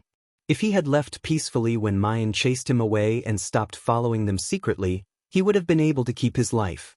Now, there was no turning back. Therefore, every choice that a person made at every stage of their life would affect their future. As for life and death, it was really hard to say. "They're coming," Arbor said in a low voice. He waved his hand and hundreds of explosion talismans flew out. He threw them over. Bam bam bam. Bam bam bam. The entire valley was singing joyfully, making one last struggle before destruction. After the destruction of the Red River Canyon this time, it would probably no longer exist. How could they still care about whether or not they were injured by the rocks? Their eyes were red from running. They punched the rocks flying at them. When they saw vines obstructing their escape, they immediately used their swords and sabers to slash at them. Sometimes, they even slashed at their companions by mistake. At this time, no one made a sound. In the midst of the chaos, Arbor saw that the hall master with the silver ghost mask was sitting on a yellow-spotted mountain tiger, chasing them at high speed. The venerable Peach Blossom Immortal suddenly emerged from Paradise Planet. With a point of his finger, dozens of vines nearby rolled up like waves, wrapping around the ghost mask hall master and the others. A few spirit beasts were hooked by the wavy vines and fell heavily to the ground. Layer after layer of vines chased after them like waves, forcing the Ghost Mask Hall Master and the others to stop with gloomy expressions. Ghost Mask waved his hand. Immediately, someone carried the last Spirit Stone cannon forward and fired at the venerable Peach Blossom Immortal. "Rotten Peach Blossom, come back quickly!" Arbor shouted anxiously. With a pull of his finger, he had Chiochio throw out a vine to hook onto the venerable Peach Blossom Immortal's sleeve and pull him back. There was a loud boom. The snow leopard leaped up onto a rock at the side. Its 2 claws slipped on the rock. It used all its strength to jump onto another rock and land quickly on the ground. "Scoundrel!" A shout came from behind the ghost face hall master. The bearded old man's face, which was swollen like a bun, appeared in front of everyone. Duan Yu's expression darkened, and he instantly jumped off the snow leopard's back. He waved his hand and said, "Take Jojo away." The snow leopard hurriedly spread its 4 hooves and rushed forward. Mr. Jojo couldn't help but feel anxious and angry. He hit the snow leopard's head hard and said, "Who's your master? Go back. You old bastard." He even created a clone to chase after them. "Then you can die here together with that wisp of soul of yours." A somewhat glaring silvery white flame ignited in Duan Yu's hand, and it instantly transformed into a white phoenix. It let out a shrill cry in the air as it flapped its gigantic wings and charged towards the elderly man. At this moment, the old man was completely dumbfounded. He really didn't expect that as a peak immortal venerable, he could be considered as the old ancestor of the immortals in this world. Within a day, no, within 2 hours, he actually encountered 2 extraordinarily talented juniors in a row. One of them was able to tear open the void with a sacred fire and instantly tear apart his soul. Not only that, but that scoundrel also viciously beat him up. Look at how badly the old man was beaten up. Chapter 31:18. That wisp of divine soul was crippled in that punk's hands, causing his grandfather to suffer greatly. Yet this fellow in front of him actually ignited the Devil Emperor's fire that had disappeared for 1,000 years and made the demonic fire take form in a matter of minutes. How could he, an old grandfather who had cultivated for several hundred years, endure this? Was the way of the world so demoralizing now? Was he unable to keep up with the times? Or were these 2 youths not people of this era in the first place? The old grandfather gloomily scratched his ears and cheeks. He couldn't resist howling at the sky 3 times. Like a rainbow piercing the moon, the white phoenix violently pierced through that old man's body at lightning speed. This caused the old man to open his mouth in pain, and his entire face became distorted. The venerable Peach Blossom Immortal quickly drew out his natal divine sword with a flick of his finger and stabbed him in the chest. The sword pierced through his chest again. This time, even if that old man's clone was a peak venerable immortal, it was completely finished. The venerable Peach Blossom Immortal looked back meaningfully at Duan Yu. "Punk, you're at the Transcendent God Realm, right?" This punk pretended to be a Transcendent God Realm rabbit all day long to swindle people. Duan Yu's complexion was slightly pale, and he tossed him behind him. "Go to Jojo's." Then his figure flashed, evading a spirit stone cannon shot from the flustered and exasperated Ghostface Hall Master. Boom! Boom boom! Everyone was scared witless and hastily ran forward, probably using all the strength their parents gave them to drink milk. The venerable Peach Blossom Immortal looked back. "Hurry over." Still concerned about the little ancestor, The venerable peach blossom immortal quickly turned around and chased in the direction of Arbor. He hadn't run far when he saw the little snow leopard running towards him. The venerable peach blossom immortal quickly dashed forward and jumped onto the snow leopard, picking up that little ancestor. "Why did you come back? Hurry and turn back." That spirit stone cannon was no joke. Even he wasn't willing to clash head-on with that thing. "Where's Duan Yu? What could happen to Duan Yu? Don't worry, he'll catch up in a moment. Little Snow, hurry and turn back," the venerable peach blossom immortal ordered. The little snow leopard hurriedly turned around and sprinted away. Then, it turned around and ran away again. Arbor was so angry that his little face turned black. He punched the snow leopard's head again. "Why can't you tell who's your master? Don't think that just because Lord Xiao Xiao has become smaller, you can disobey Lord Xiao Xiao's orders. If you want a rebel, you have to consider whether or not you can take a beating from Lord Xiao Xiao." Little Snow felt a little bitter. It wanted to listen to its master. But if the venerable immortal gave it a cold stare, it couldn't take it. Arbor anxiously urged the snow leopard, "Hurry back and take a look." Duan Yu, before she could finish speaking, she saw Duan Yu's figure swiftly floating to her side. When he saw that they were still standing in place, he couldn't help but ask anxiously, "Why aren't you leaving yet? Let's go." At this point, the valley had already cracked open. How could the earth withstand the pressure of so many spirit beasts? The valley's ground cracked open inch by inch, revealing the pitch-black crevice below. Everyone felt as if their hearts were about to jump out of their mouths. Almost all of them exhausted all of their abilities and ran for their lives there. Most importantly, it wasn't that the Ghostface Hall Master was frightening them, but that if they fell into this crevice, they really would lose their lives at any moment. "Run," everyone prayed inwardly. Chapter 31:19. I hope I'm fine. I hope I can successfully pass through this Red River Canyon this time. I won't return to this Red River Canyon in this lifetime. Oh no, in the next lifetime. I won't come even if you invite me in the future. Everyone sensed that the entire canyon was sinking, and all the living beings in this area were frantically fleeing outwards. Sir Jojo saw Duan Yu turn around and throw a palm strike. Several dozen boulders were sucked into his palm and landed behind him with a loud boom. Bang! After a cannon blast, a deep pit appeared in the ground, and then everything tilted down. The fissure in the ground widened. After the ghastly Hall Master and his men finished bombarding the boulders Duan Yu used to block the path, the fissure was already several dozen meters wide. It was a bit strenuous to jump over with just manpower. The ghastly Hall Master looked up and saw that everyone had fled without a trace behind the fissure. The cry of a phoenix came from afar. Immediately after, the ghastly Hall Master narrowed his eyes and looked up at the sky. Damn it, they were already out of the no-fly zone. They truly failed at the last hurdle. Not only did they fail to capture the little stoic alive, but they didn't even catch a strand of her hair.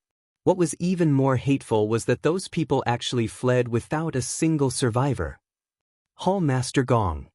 The ghastly Hall Master raised his hand and stopped the person from speaking. He gnashed his teeth and said, "Prepare to withdraw the troops and return." There was no meaning in chasing after them now. Their side had lost Elder Tan's clone and a wisp of his soul. Even if he led more people over, they might not necessarily be able to catch up to the little stoic's fire phoenix. They failed at the last hurdle. They failed at the last hurdle. The ghastly Hall Master resentfully clenched the jade messenger talisman in his hand and then crushed it into powder. "Return to receive your punishment," the ghastly Hall Master shouted. After such a thing happened today, it was simply unjustifiable to shirk responsibility. It was his incompetence. He brought so many people, but in the end, let alone capturing the little stoic, they couldn't even subdue those cats and dogs. He simply wasted a lot of manpower and resources, and his losses weren't small either. The ghastly Hall Master's eyes darkened, and he turned around to call for the drooping people to quickly leave. What awaited them was an extremely harsh punishment. Even the ghastly Hall Master's heart couldn't help but tremble at the thought of that terrifying punishment. On the other side, when Xiao Mu and the others heard the Holy Sun say that they had already exited the no-fly zone, They quickly summoned the little fire phoenix and had it carry them towards the other end of the valley. Holy Sun Mi Yen also sat on the back of the fire phoenix and pointed the way for everyone. When we left just now, there were cracks everywhere. They shouldn't be able to catch up to us for a while. The main altar of our Sun Moon Temple is right in front of us. Let's rest after we enter the temple. Don't stay any longer. How long will it take? With the fire phoenix's speed, it should take 4 hours. No, it's too long. Arbor quickly shook his head. Is there any place nearby where we can heal people? Holy Sun Mayan was involuntarily taken aback. She didn't think that the little stoic was such a compassionate person who would deliberately stop and treat someone else's injuries. Speak quickly, the little stoic shouted, her tone somewhat anxious and uneasy. In the outskirts below, there's a row of hunters' houses on the hillside. They're usually empty, but when the hunters go hunting in the mountains at the beginning of spring they'll. Chapter 31:20. The little stoic didn't continue listening and instructed Phoenix to quickly descend in that direction. Fire Phoenix naturally only listened to the little stoic, even if many people above were muttering that the little stoic should first send them to a safe place. The little stoic naturally turned a deaf ear to them and directly had Fire Phoenix land on the hillside in the suburbs that the Holy Sun mentioned. The group of people dismounted from Phoenix speechlessly. Zhongli Jiwei then shouted in exasperation, "Why won't you listen to other people's advice? I already said that the current situation is still very dangerous. Can't we directly return to the temple to treat him?" Zhongli Jiwei fired off a torrent of words. "You're always so egotistical no matter what you do. How can you, shut up?" The little stoic's viciousness exploded, and she turned to glare at the garrulous Zhongli Jiwei. She shouted angrily, "If you give me another word of nonsense, I'll slaughter you." Zhongli Jiwei immediately fell silent, and she looked at the killing intent on the stoic's face in shock. She naturally believed that the little stoic wasn't joking. When Zhongli Jiwei said the word, "kill," to her with a murderous look on her face, the way she gritted her teeth, in Zhongli Jiwei's eyes, was a bit sinister and terrifying. All right, everyone stop quarreling." A pretty woman couldn't resist persuading, "Hue, Miss Chiao is anxious to save people, so let's not obstruct her for now." "That's right, Long Min is right. We escaped from the tiger's den with great difficulty, so let's not fight among ourselves now, all right?" Qin Jiao also couldn't resist saying, "Besides, my eldest brother also suffered very serious injuries. Miss Jojo, you should also take a look at my eldest brother later." Arbor turned to look and saw Qin Xian leaning on Qin Jiao. Sure enough, his face was a bit pale, and his eyes were slightly closed, his eyelashes trembling. When did he get injured? Arbor was a bit puzzled, but he didn't have time to examine Qin Xian's injuries right now. Instead, he grabbed Duan Yu's hand and forcefully pushed him into a wooden shed. "Get in here," the little stoic reprimanded in an unpleasant tone. After Duan Yu was taken aback, he blinked at her and questioned, "Jojo, what are you doing?" "Stop pretending." Arbor glared at him angrily. Come in. Duan Yu was startled by her overflowing fury. Seeing that the little emperor was angry, he quickly and obediently walked into that wooden shed and sat down, obediently waiting to be shaved. The wooden basin built by the hunters was very sturdy and spacious. Seeing this, Qin Jiao hurriedly helped his eldest brother into the basin. His second brother was nowhere to be found. If something were to happen to his eldest brother, he wouldn't be able to face his father when he returned.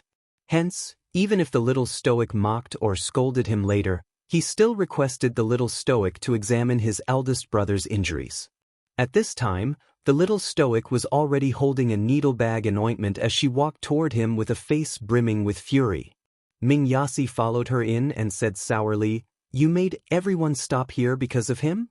What was so good about this kid? Why did the little stoic take a liking to him?" He examined himself from head to toe, from his looks to his family background to power or wealth. There wasn't a single aspect that was inferior to this guy's. Why was he so disliked by the little stoic? The stoic's face was taut, so how could she be happy to say a single word? Hence, Our dear Mingyasi was naturally ignored by everyone. Chapter 31:21. It was so infuriating just thinking about it. Moreover, he was her fiancé who had a marriage contract with her. Why wasn't he liked by others? Behave yourself. Arbor roared at Duanyu. The latter instantly felt like time had turned back. In his hazy state, he actually caught a glimpse of that little stoic on Hullen Mountain punching and kicking him. The current little stoic was even 2 years younger than when they first met back then, but her aura was still the same. I'm very well behaved. Our dear Duanyu instantly cowered. Arbor couldn't be bothered with him and directly stepped on a pedal to grab his collar. His actions were truly as crude as one could imagine. On the side, Mingyasi's eyes were about to pop out of their sockets. What are you doing? Is there anyone who grabs a man's collar like you? Can't you get any better? You big liar. Don't talk to me. Arbor simply ignored them and forcefully tore open Duanyu's collar, revealing a patch of scarlet collarbone. There was a large red gash on that collarbone, and the inner garment inside had long been dyed red with blood. You scoundrel! The little stoic's eyes were red from anger. I'm fine again, Duanyu weakly said, but she immediately glared at him. How could he die from such a small injury? Moreover, they had been in a hurry to escape earlier, so how could they have had time to treat his injury? Big liar! The little stoic stepped on the pedal and forcefully pounded his head. He was bleeding so much, yet he said he was fine? Would he die if he didn't flaunt his abilities? I was just grazed by that spirit stone cannon's blast. I'm really fine. Duanyu repeatedly consoled the little fellow, just apply some medicine on me, and I'll be fine tomorrow. SSSS. Ouch, ouch, ouch, be gentler. Mingyasi watched from the side with a sour taste in his heart. They were both applying medicine, but the difference in treatment immediately manifested itself. How could this small injury on this guy's collarbone be as deep as the injury on his arm? Look at how anxious the little stoic was over a mere graze. It obviously differed from person to person. I'm telling you, if you don't know how to take care of yourself in the future, don't stay with me. I don't want to keep thinking that you're going to die someday. She hated being with weak little animals the most. Who knew when they would die and cause her to be sad? Duanyu nodded obediently like a chick pecking at rice. You people only know how to make trouble for me. One moment this person is injured, the next moment that person is injured. It's like I'm carrying a bunch of flower buds. I've been worried sick about you all this time. Duanyu, Qinjiu, Duanmuqing, Si, and the others who had just stepped through the door were speechless. Why do I want to laugh so much? Everyone looked at Duanyu sympathetically. Our dear Duanyu's eyes darted around before he hastily smiled fawningly at the little stoic. Jojo, let me tell you some good news. Who wants to hear your good news? Arbor tightened his grip. Duanyu immediately wailed pitifully, ouch, ouch, Jojo. My injury isn't that serious, but I'll treat you to death soon. The little stoic's small face was cold, and she immediately lightened her grip. Mingyasi had been carefully observing from the side the entire time. He couldn't help but secretly despise Duanyu in his heart, but he was also inwardly jealous. Was he still a man? It was just a small graze, yet he was wailing like a ghost and howling like a wolf in front of Jojo. No wonder Jojo called him a flower bud when he was so delicate. Chapter 31:22. But the little girl seemed to fall for this trick, seeing how she immediately lightened her hands and feet when Duanyu yelled. This was truly a huge difference in treatment. Mingyasi thought with a sour taste in his mouth. How about he let Jojo treat him the next time he got injured? He could also try to imitate Duanyu and howl like a ghost. Mingyasi didn't know that the little girl was merciful toward him because she respected him for being a tough guy during the treatment last time. If he really imitated Duanyu and howled in grief, it might infuriate the little girl even more and make her attacks even heavier. Mingyasi inwardly labeled Duanyu as a flirtatious bitch and disdained this guy a million times. He immediately stepped forward and said, "You're more or less healed, right? Let me take a look. My arm still hurts." The two young masters are idle. Go look for them. Duan Yu irritably shouted at him. Ming Yasi's face instantly darkened. I just paid. Duan Yu, cough cough, don't quarrel, don't quarrel. Liang Qingqing walked up and said, I see that everyone is tired, so let's go cook something first. Then we'll see if we can stay here for the night. Jojo's treatment speed is very fast. You guys just need to line up here quietly. Ming Yasi angrily sat down on the doorstep. Duan Yu gave him a strange look. This guy had really steeled his heart and insisted on having Qiao Qiao treat his injury. After Arbor cleaned his wound, applied medicine, and bandaged it with a clean cotton cloth. Only then did he toss away his blood-stained collar and fiercely shout at him, Go change your clothes. Our dear Duan Yu obediently got to work after receiving the imperial edict. The little stoic pattered to Qinjiu. Carry him to the table. Qinjiu was still thinking about how to beg the stoic face, so he couldn't help but be overjoyed when she took the initiative to come over. He quickly nodded and carried his eldest brother to the table. Big brother was shot in the back during the chaos just now, and then he fainted. Xiao Mu expressionlessly flipped Qin Xian over. When she saw that there was indeed a short and small fine iron arrowhead stuck in his back, she involuntarily creased her brows. Why didn't you say so earlier? Qin Jiu's heart instantly dropped with a thump, and he said miserably, Is it hopeless, Miss Qiao? Arbor was speechless as he looked at this guy. With Qin Xian's cultivation, it was unreasonable for him to die from a single arrow. There's some poison on the arrow, causing him to fall asleep. With his cultivation, even if I didn't save him, he would have pulled out the arrow himself and forced the poison out. After 10 days or half a month, he would have recovered. After Arbor finished explaining, she felt that her saliva was almost gone. She had nothing better to do. Why did she have to explain to this brat? However, when she saw the child's red eyes and the silly look on his face as if he was about to lose his big brother, she couldn't help but nag at him. Qin Jiu immediately beamed with joy and nodded repeatedly. Good. Miss Qiao, then thank you very much. I'll have to trouble you to treat my big brother. Let him recover as soon as possible. Qiao Mu nodded and inserted 2 needles into Qin Xian's wound. Just as she was about to clean his wound, she saw Ming Yasi jump in front of her and say with a darkened face, My arm hurts. Treat me first. Why did he have to be at the back of the queue? He was the one who paid the money. I paid for it. He also has to pay. Arbor said irritably.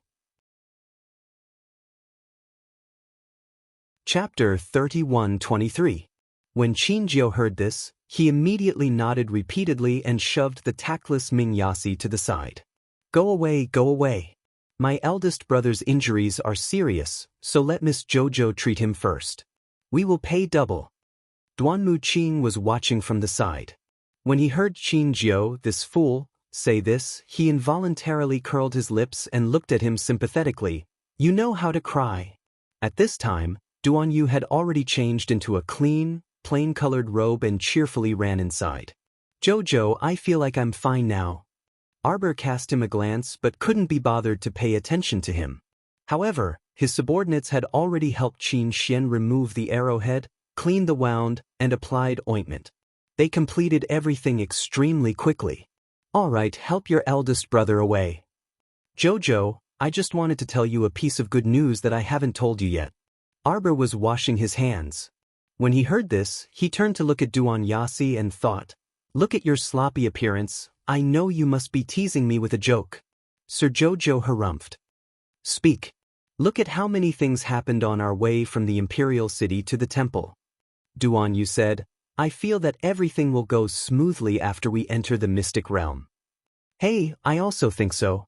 Qin Jiu couldn't resist interrupting. Although I always felt that Duan Yu was a bit unreliable, I feel that what he said today is especially reliable. The little stoic looked at them expressionlessly. I feel that you guys are all unreliable.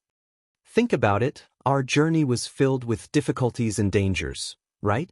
This is simply too torturous. We haven't even entered the mystic realm, but we've already lost half of our people.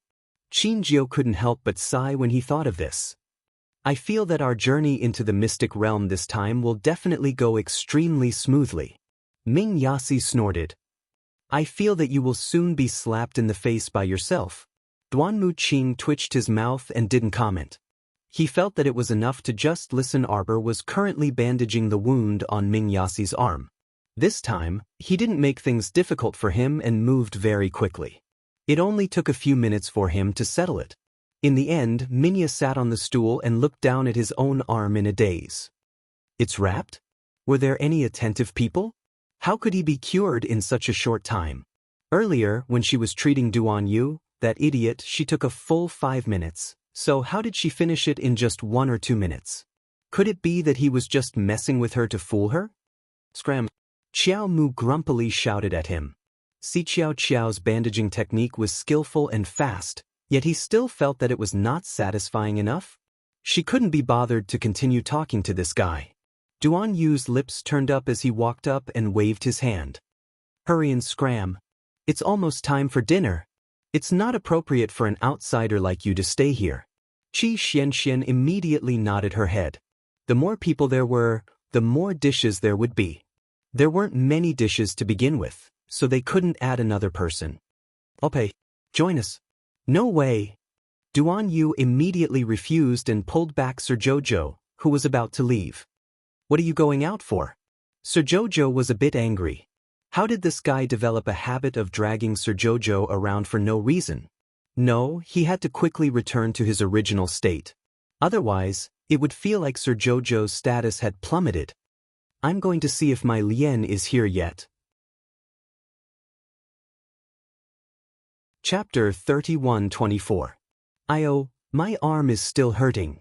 Ming Yasi suddenly called out, causing Sir Jojo, who was about to step out of the door, to turn his head. How was that possible? She had examined his injury earlier. When she applied the medicine earlier, it was actually more or less healed. Later on, his arm was injured by the rain of arrows, but after she applied the medicine, it shouldn't hurt anymore. If it was quick, it would be healed in 2 hours. If it was late, it would completely recover by tomorrow. How could it still hurt? Ignore him, Jojo. He's a big liar. Duan Yu immediately exposed Ming Yasi's lie. This punk was truly despicable and shameless. He actually dared to use such a despicable trick to deceive his Jojo. Arbor thought about it and agreed with Duan Yu's statement. Big liar. She rolled her eyes at him. Just as she took a step, she saw a slender, ink-colored figure swiftly float in from outside the door, bringing with it a cool breeze. The little fellow's eyes instantly brightened when she sensed this familiar presence, and she quickly ran towards the door with her short legs. She threw herself onto his slender legs at once, and then there was a hint of grief. Jojo. Mo Lien hastily picked her up and carried her into his arms. He breathed a sigh of relief when he saw that her face was flushed red and that she wasn't injured at all. Sir Jojo was instantly exasperated. Why did they all like to lift and lift? Lifting the little Jojo Emperor? The little fellow glared at him with round eyes. As soon as Emolien met her eyes, he instantly felt a bit guilty. Thinking back, he didn't do anything wrong. He quickly scooted forward and whispered to his wifey, "What mistake did I make?" "You and Duan Yu, these two big liars, teamed up to deceive me." "No." Emolien quickly denied it. What a joke, would he admit it? Duan Yu naturally also denied it later. No such thing. Don't think Jojo is an idiot. Arbor glared at the man in front of him in displeasure. You two clearly discussed this. One will help me escape, and the other will completely destroy the valley so that the pursuers won't be able to catch up. Emolien peered at Duan Yu with an odd gaze, his gaze clearly stating, "You, punk, confessed?" Duan Yu was helpless. "I didn't say anything. Jojo guessed it." "Jojo's so smart. Don't change the topic." Lady Jojo smacked him on the head. Emichim, her current height was high enough to hit someone's head. He couldn't even do it in the past. Emolien looked at her, both amused and exasperated. Strange, why did he have the illusion that Jojo liked to hit him on the head out of habit? His wife wasn't that violent? Ciao, there won't be any problems if we work together on this matter. Didn't we successfully escaping? Duan Yu's injured Emolien was startled, and he sized up our dear Duan Yu, whose complexion was still pretty good. He just knew that this guy would be fine. He quickly stretched out his left paw and handed it to Jojo. He cried out pitifully, "I'm injured too. It hurts so much. Quick, wifey, let hubby take a look." Ming Yas almost knocked his head against the door frame. He thought that Duan Yu was already shameless enough. He pretended to be delicate in front of Qiao Qiao, insisting that Qiao Qiao treat him gently. He didn't have the slightest bit of manliness. He didn't expect Emolian to be even more shameless. Chapter 31-25. Look at his left paw, wasn't it just a little bruise? He was pretending to be something big. Arbor quickly pulled his paw down and directed him to carry him onto the table. Then he stood there with Arbor's paw raised and expressionlessly applied the bruise-dispersing ointment. "How did you get hurt?" Duan Yu couldn't resist twitching his mouth as he inwardly cursed shameless. It was obvious that this guy's injury was caused by beating someone up with all his might. How could this freaking be considered an injury? Sure enough, only shameless could trick Jojo. He was still too pure. He was beaten up. Mo Lien shot a look at Duan Muqing and the others, who were staring blankly at the side. The group of people walked out with twitching mouths. It wasn't long before they shouted from outside, "Jojo! Time to eat!" How could Sir Jojo not know that this group of people was instigated by Lord Mo to come help? She couldn't help glaring at him in amusement and exasperation. "Put Sir Jojo on the ground." "Yes, my lord." Prince Mo was all smiles as he lifted his arms to place her on the ground. Then he followed her short legs pattering as they walked out of the wooden shed. The heavy rain had already stopped, and the night sky above the hillside was sparkling with stars. The air after the rain seemed especially fresh. Duan Muqing and the others used spiritual energy to dry the wet lawn around them and spread a blanket over it. The group of survivors drank and ate meat on the lawn while looking up at the starry sky, which relieved some of the gloominess in their chests. Holy Sun Mi Yen slowly walked to their side and silently found a place to sit down. After a long silence, he asked, "The people who attacked the Heavenly Fate Temple earlier, are they the ones who are in contact with the Holy Nun?" Mo Lien nodded. "Do you want to know about the Heavenly Fate Temple?" Holy Sun Mi Yen was silent for a while before nodding. "I want to know." He now clearly understood one thing. Perhaps the people of the temple really were involved with the evil cult of the Heavenly Fate Temple. Perhaps this trip to the mystic realm isn't very safe. "It's not too late for you to back out now," Holy Sun Mi Yen said. "Do we look like people who are afraid of trouble?" Duan Yu raised his cup at the Holy Sun. "Moreover, you've already signed the life and death contract. Aren't you a bit too cowardly to say you're scared now?" "All right, Holy Sun." The slightly tipsy little fatty raised his hand and placed it on the Holy Sun's shoulder, pounding him hard twice. "I know you're not a bad person. Let me tell you, our team is the Lucky Star team. Wherever we go, we'll be able to turn danger into safety. In the end, we'll earn a lot of money." Qi Xianxian rushed forward and covered little fatty's mouth. She smiled awkwardly at the saint and said, "He's drunk, yeah." How embarrassing would it be to say that he wanted to empty the mystic realm in front of the owner of the mystic realm? The little stoic expressionlessly held a cup of tea and sat upright next to everyone. "How many people are drunk? Do you need to sober up?" "Probably more than half of them are drunk," the saint said with a smile. "If there's any hangover soup, give them a few sips." The little stoic expressionlessly said, "There's no need for hangover soup."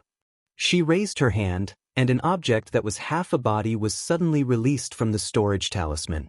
It immediately charged at the drunken little fatty like a rabid dog, baring its fangs and brandishing its claws. Arbor expressionlessly pulled on a very thick chain, firmly holding that fellow in his hand. Meanwhile, little fatty peed his pants in fright and rolled to the ground. Upon closer inspection, it was actually Sister 18 who had battled with Jojo. Chapter 31-26. Everyone was speechless. They were so scared that their souls almost flew out of their bodies. Qi Xianxian opened her mouth wide in shock and only spoke after a while. "Qiao, Qiao Qiao, how did you catch it?" Little fatty immediately sobered up. When Sister 18 bared her fangs and brandished her claws in front of everyone, more than half of the people present were instantly shocked awake. The little girl held Sister 18's hand like a little queen patrolling the grounds. She said expressionlessly, "Go to sleep after you've sobered up." Everyone was speechless. Was there such a weird way to sober up? The little fatty subconsciously wiped the sweat off his forehead and turned to look at the speechless Qi Xianxian. When did Xiao Qiao put the 18th sister into the device talisman? Qi Xianxian rolled her eyes at the sky. She was also shocked just now. If she had been mentally prepared, she wouldn't have been so shocked. She turned to look at the little girl. She was already holding Sister 18's hand and walking back. The 18th sister was still roaring. The little girl went up to it and kicked its body. Everyone was speechless. Prince Simo didn't know what to say. He smiled at little fatty and said, "Don't be scared. Jojo is just joking with you." Ha! Little fatty and the others twitched their mouths. "Crown Prince, do you think this joke is funny?" Sir Jojo led Sister 18 back to the wooden shed and stuffed the chain into Emolien's hands. "Throw it to the small base in Beiwang Valley. Let Mr. Su study it." Looking at its half-pulled body, it could still move. It was clear that this zombie's vitality was extremely strong. If they could find the ingredients that caused the mutation, Sir Jojo might be able to make an antidote. Then, everyone wouldn't have to be afraid of zombies anymore. As for the holy fruit that the sapling bore, although it was effective against zombie poison, it was rare and precious. Naturally, it couldn't be taken out casually. Ever since she took one the last time, the sapling had been listless for a long time. There was finally a sign that the second holy fruit was about to bear, but Jojo wouldn't pick it so easily. Prince Mo put Sister 18 into the storage talisman and nodded. "I'll send someone to deliver it tomorrow." This 18th sister's combat power is quite strong. Pay attention to your defense and don't let her attack anyone. Looking at this damn thing, its body had become half and half pulled, but it was still able to crawl around so quickly. It could be seen that the drug that caused this transformation was really amazing for Tian Yun to be able to concoct this kind of corpse poison. It meant that he should have a team of medical pharmacists who specialized in research, operating behind the scenes. But to be able to research such a powerful corpse poison, wouldn't it be better to do something that would benefit humanity? Why did he have to do something against humanity? As Arbor thought of this, he shook his head, took Emolien's hand and said, "You lay down a defensive barrier for me. I will go to the Paradise Star to draw some talismans and make some spiritual recovery pills." In the previous battle, the 5 spirit talismans and spiritual recovery pills were almost used up. She had to replenish them in time. She didn't want to regret not having enough talismans when it was time to use them. She preferred to take precautions in everything she did. Emolien naturally nodded and set up a defensive boundary outside the wooden shed as instructed, separating everyone from the group. Fortunately, it was already late at night. The others had been fighting all night and were already mentally exhausted. Chapter 31:27. They fell asleep the moment their heads hit the ground, and no one paid attention to Xiao Mu and Emolien again. Arbor entered Paradise Planet and drew talismans for a long time. She also made several cauldrons of spirit recovery pills. It should be about time, so she took a short nap. When she came out, the sky outside was just beginning to brighten. Prince Mo, who was meditating on a wooden plank, felt her breathing move and slowly opened his eyes. He saw a chubby little pendant hanging from her body and couldn't help but feel a little speechless. That pendant was the little monk who was hugging Lord Jojo tightly. The little guy's eyelashes fluttered in his sleep, and his little mouth was drooping, as if he was complaining about something in his sleep. "Why did you bring him out?" Emolien hurriedly reached out to take the little monk from her. The little guy furrowed his little brows in his sleep and smacked his little mouth, as if he was very dissatisfied with the hard one he had switched from a soft cushion to a soft one. Lord Jojo looked at the little guy helplessly. Ever since she entered Paradise Planet, the little monk was like a hot potato that she couldn't get rid of. He followed her everywhere and nagged nonstop. Arbor really couldn't do anything about him, so she just brought him out. At this moment, the little monk was sleeping very soundly. Arbor went up to touch his round head, and an idea flashed through her mind. Why don't we let the little monk renounce asceticism? You see, when he was a monk, he nagged all day long. Maybe he won't nag so much after he renounces asceticism. Emolien wanted to roll her eyes, but she held it in. It's not that he likes to nag as a little monk, it's just that he likes to nag, so there's no point in being a monk. Whether he's a beggar or an emperor, I'm afraid he won't be able to change his habit of nagging. Arbor was speechless. All right, she had to admit that Emolien's words made some sense. Since he was only 3 years old, would the little monk become more and more fond of nagging as he grew? When Arbor thought that he might be 60 years old and still have to listen to this old monk's nagging, he felt a little uncomfortable. When dawn broke, Emolien brought the cooked porridge into the wooden shed. She saw the little monk, who was sleeping soundly on the wooden bed wrapped in a small cotton-padded jacket, suddenly fall off the wooden bed with a thud. The corners of Emolien's mouth couldn't help but twitch.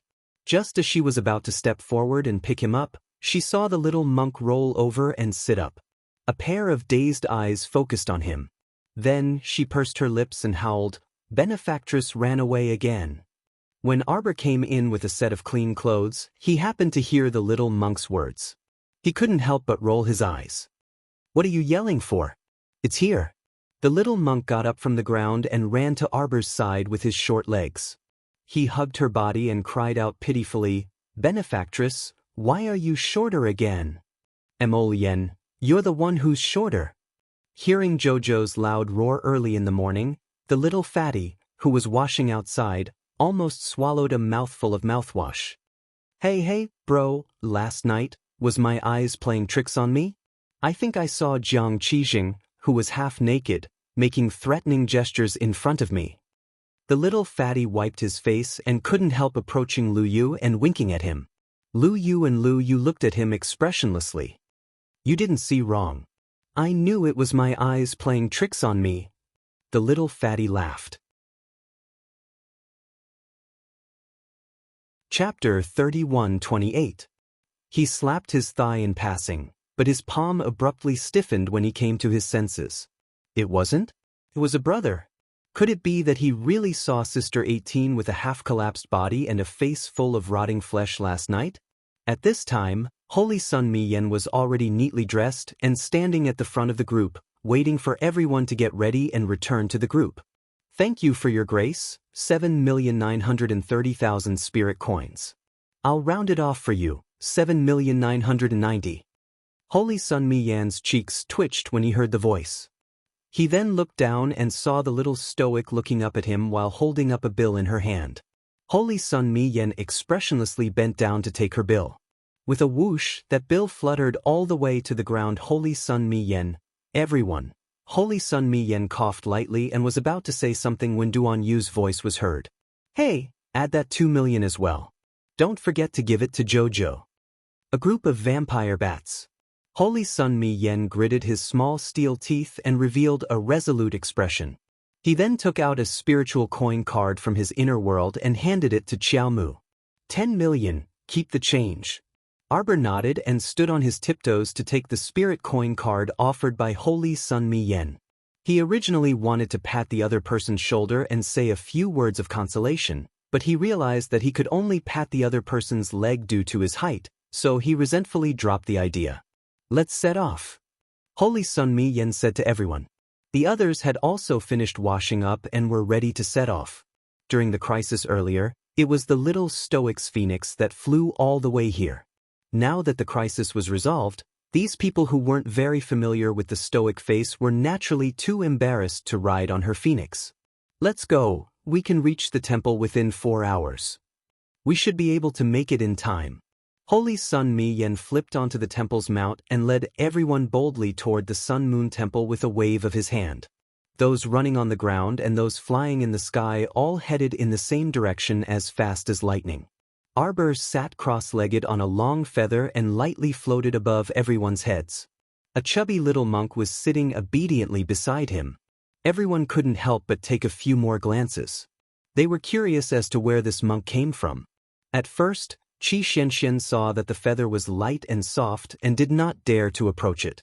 Now that the feather had been floating for almost an hour and still maintained a constant speed, She curiously approached it. Qi Xianxian said, hey Jojo, can I come up and play? Arbor was sitting there listlessly, listening to the little monk's nagging. Seeing Qi Xuanxuan's insistence, he hurriedly nodded and said, jump. Qi Xianxian was sitting on Duanmu Qing's 1,000-mile eagle 10 feet of Azure One. When she heard Arbor's words, she stood up shakily and swallowed her saliva. Don't tell me it can't bear our weight and will fall down if I jump over it. That's very possible. A discordant voice came from the side. The little fatty was still chuckling mischievously, unaware that he was at death's door. Once you jump on it with your weight, why did you hit me? The little fatty, who took a punch to the head, shrunk his neck with an aggrieved expression. Jump, it's fine, Arbor said expressionlessly. It was a very happy thing to have someone to listen to the little monk's nagging with her. Chapter 31:29. Qi Xianxian gritted her teeth. She thought about how she would drag Jojo along and fly upwards if it collapsed later. She tapped her feet and jumped off 10 feet of blue, flying onto Arbor's feather. The moment she steadied herself, she immediately sensed that something was amiss. Fuck, wasn't this too soft and comfortable? She felt like she was stepping on a soft cloud. Not only was the feather flying steadily, but no matter how hard she tried to jump, the feather remained motionless and didn't sway in the slightest. This shouldn't be an ordinary feather, right? This is a flying divine weapon. Arbor said expressionlessly, stop jumping. It won't sway even if you carry 300 elephants. Qi Xianxian immediately fell down and rolled around on the feather. She felt her entire body being enveloped by softness, so comfortable that she immediately wanted to sleep. Wow, I didn't sleep well yesterday. I'll sleep for a bit now. How could that do? The little monk was still nagging. Was she going to have to listen to the little monk's nagging again? Sir Jojo said with a stoic expression, let me tell you about the origin of this heavenly horsetail feather. But Qi Xianxian rolled and crawled up from the feather, looking like a curious child. She knew Xianxian loved to listen to gossip the most. The little stoic didn't show it on her face, but she was secretly pleased with herself. See, she had a good grasp of her little companion's tempers. Someone gave it to me. Qi Xianxian listened in high spirits, but after 2 minutes, she didn't see the little stoic continue. On the other hand, the nagging little monk also stopped talking and looked curiously at Sir Jojo, waiting for her to continue. In the end, the two of them waited in vain. After waiting for a long time, Sir Jojo didn't speak with an expressionless face. Qi Xianxian twitched her mouth and asked cautiously, That's all? Sir Jojo nodded. Qi Xianxian secretly rolled her eyes and resisted the urge to burst into laughter. She coughed lightly and said, Jojo, did His Highness the Crown Prince tell you that you're really not suited to gossip? You expect someone who could kill a conversation with a casual chat to tell you gossip? What a joke! Xiao Qiao glanced at her suspiciously. Are you secretly laughing at me? No. Qi Xianxian tried to maintain a serious expression on her face, but she didn't expect that the little monk beside her would be the first to laugh out loud. Poking Arbor's arm with his chubby fingers, little fatty said in a childish voice, Benefactress, your gossip is only 4 words. Sir Jojo looked at the little monk with an expressionless face. We agreed just now that you will go in when we reach the shrine. The little monk hurriedly pursed his diamond-shaped lips and shook his head. Benefactress, this little monk needs to come out and get some fresh air. Otherwise, I'm going to die from being cooped up inside. Qi Xianxian almost died from laughing at the little fat monk. She reached out and hugged the little monk, pinching his cheeks. Jojo, this little monk is really interesting. Benefactress friend, don't pinch my face. Qi Xianxian laughed loudly. Along the way, with the little monk nagging from time to time, Qi Xianxian didn't feel so bored anymore. In addition, everyone was quite relaxed right now, so the 4-hour journey felt like it didn't take long for them to arrive. The Sun Moon Shrine was built at the end of the Red River Canyon. At this time, after 4 hours of shaking, the Red River Canyon had long since stopped. Chapter 31:30. However, looking from afar, the entire valley was more than one hill shorter than before. Evidently, that place had basically been razed to the ground. The Sun Moon Shrine was built near the water and was surrounded by a water vein. It was formed by lush, exotic flowers and trees. The entire main hall was faintly discernible amidst the green water and trees, with only a few raised eaves exposed occasionally. The Holy Sun led everyone to a stop in front of the mountain gate. The entire mountain gate rose steeply from the ground and pierced straight into the clouds. The words Sun Moon Shrine were engraved on it. Everyone consciously recalled their spirit beasts and stood in front of the mountain gate. Arbor naturally floated down from the heavenly horsetail feather and put away her divine weapon.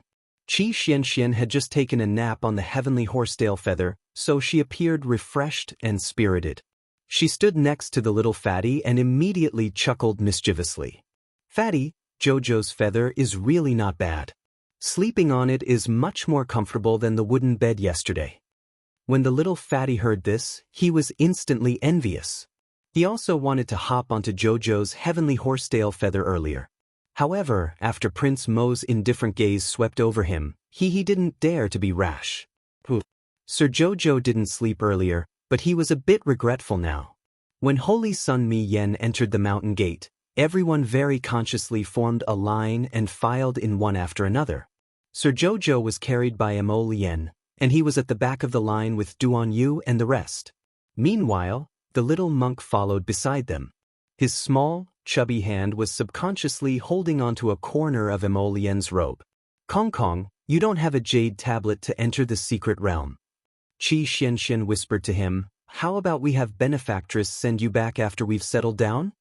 The little monk shook his head like a rattledrum. Sir Jojo looked down at him, feeling a bit exasperated. When this imp was on Paradise Planet, he played so enthusiastically with Xiao Shui and the rest. At that time, he didn't insist on staying with him.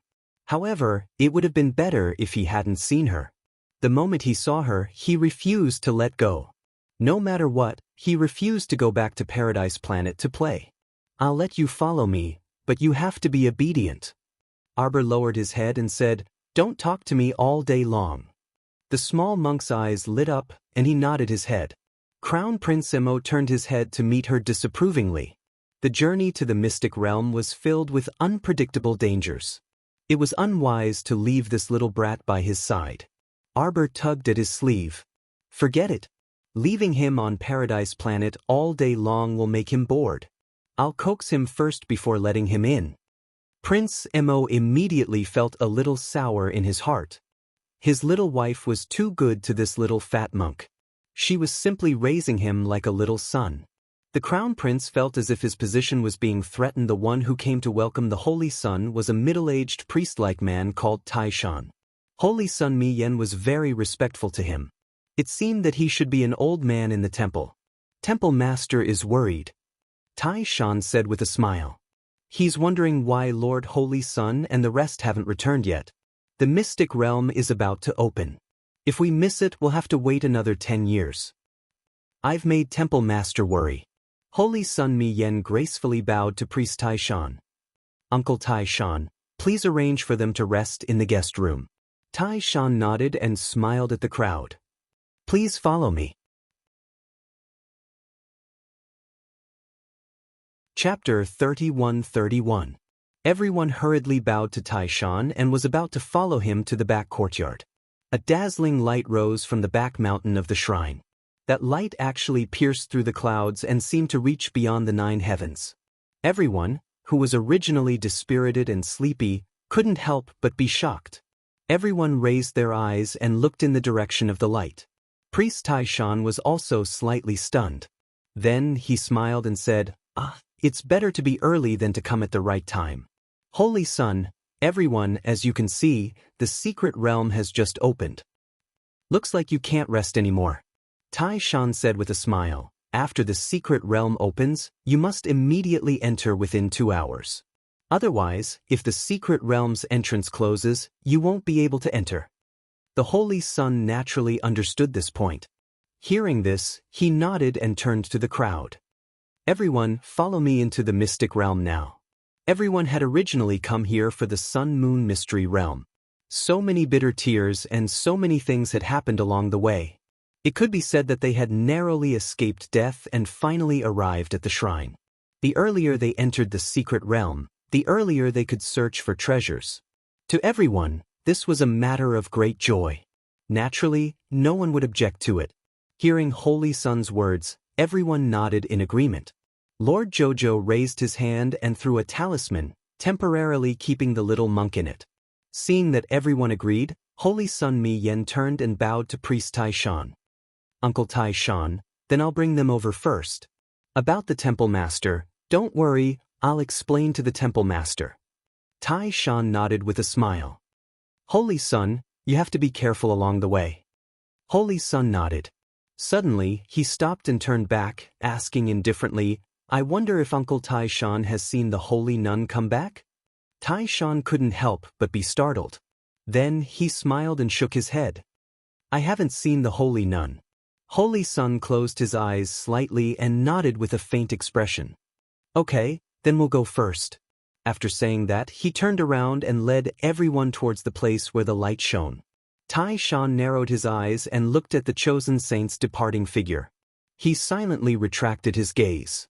Soon, Tai Shan's figure disappeared from the corridor. Coming to a closed cultivation room, Tai Shan respectfully bowed to a middle-aged man with gray hair sitting cross-legged on a kong. I've already opened the secret realm in advance according to your instructions. The man sat still for a long time, and the air was filled with a deathly stillness. After about half an incense stick's worth of time, the gray-haired man opened his eyes slightly and asked indifferently, They went. Did the saint say anything else? She didn't say anything, but before she left, she asked about the sage nun's whereabouts. The gray-haired man narrowed his eyes and sneered, It seems that he is already suspicious. Hall Master. The gray-haired man raised his hand slightly, stopping Tai Shan from continuing. It doesn't matter. This time, none of them will come out of the secret realm. Those who obey the heavens will prosper, and those who defy the heavens will die. The Hall Master of the Sun-Moon Temple very devoutly bowed in the direction of the sky. Tai Shan didn't say anything else, but he faintly sighed in his heart. It was not easy for them to cultivate the Holy Sun to such a level. Chapter 31-32. The Palace Master was truly vicious and merciless. The Temple Holy Sun gave up just like that. It was also the Holy Sun's own fault for being stubborn. The Temple Master had already hinted to him several times, but the Holy Sun was either stupid or too stubborn. He actually thought that the temple should be a symbol of light and justice, an existence that saved the world. He couldn't blame others for being ruthless.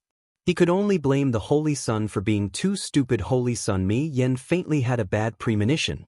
He paused, turned around, and walked toward Mo Lien, Arbor, and the others. You're right. The Temple Master may have joined the evil cult as you said. Sir Jojo said expressionlessly, What do you plan to do? Holy Sun Mi Yen looked up at the sky with a worried expression. I didn't expect that our holy and bright Temple Master would end up like this. I don't know if the Temple Master is involved, or, Sir Jojo couldn't help but roll his eyes at the sky. Do you think that without the support of your Temple Master, the Holy Daughter would have changed so much?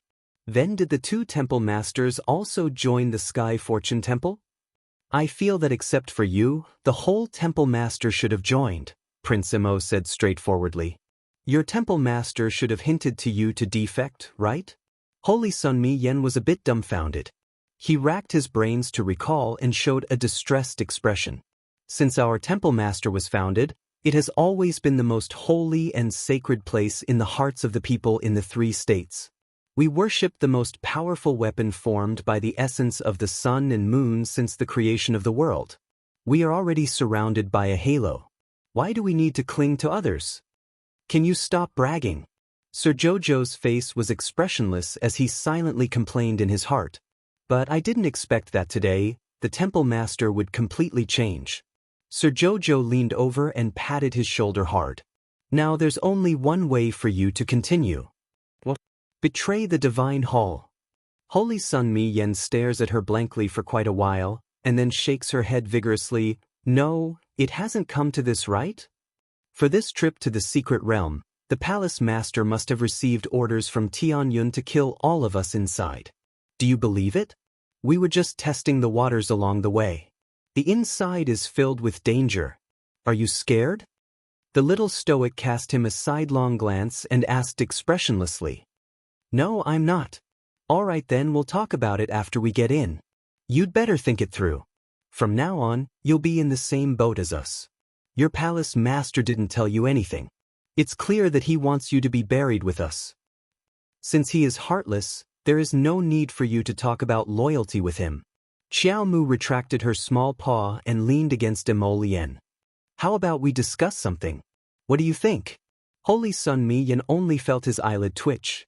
He felt that since this little fellow could be so amiable towards him, it definitely wasn't anything good. Since you are the temple's holy son, you've naturally entered the Sun-Moon's secret realm countless times. How about you tell us the main points? Where are the good things hidden and where are the unnecessary crooked paths? Lest we take a detour inside without realizing it, we'd better get straight to the point. Chapter 31-33. Because they had already wasted a lot of time on the way here, there was really no need to continue wasting time. Arbor saw that he opened his mouth but didn't say anything, so he said expressionlessly, "Since you're not talking, then I'll take it that you've agreed. Let's go." Holy Sun Mi Yan, when did he agree to this girl's request? Do you have to talk to yourself like this? Holy Sun Mi Yan turned around and walked towards the front of the group. Just now, when he deliberately went around to talk to Emolian and the others, everyone saw it. Although they didn't dare to follow, they all strained their ears to listen. Unfortunately, they were a little far away, and when Mi Yan and Emolian were talking, they deliberately lowered their voices, so naturally no one could hear what they were talking about. At this moment, everyone's hearts were in a bit of a mess. That was because they were uncertain about the future, and their hearts were filled with a little bit of hesitation. It's nothing. Holy Sun Mi Yan said to everyone indifferently, the entrance is just ahead. Follow me. For some reason his left eyelid kept twitching violently, and he had a feeling that this trip to the mystic realm wouldn't be too smooth. Holy Sun Mi Yan took a deep breath and led everyone out of the rear hall of the shrine, coming to an area shrouded in holy light. At this moment, everyone couldn't help but be shocked by the strange scenery before them. In the light pillar, that mystic realm was like a fairyland suspended in midair, faintly emitting wisps of white light, which slowly rotated around the light pillar. Everyone raised their heads and couldn't help but cry out in surprise.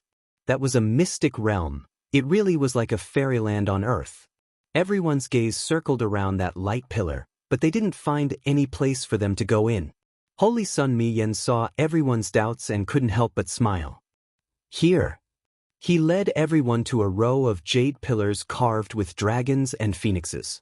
Counting from the left, he stopped in front of the third pillar. Taking out a jade tablet, he waved it in front of everyone. Press the jade tablet that was issued to you on it, and you can walk into the transportation array. I'll wait for you inside.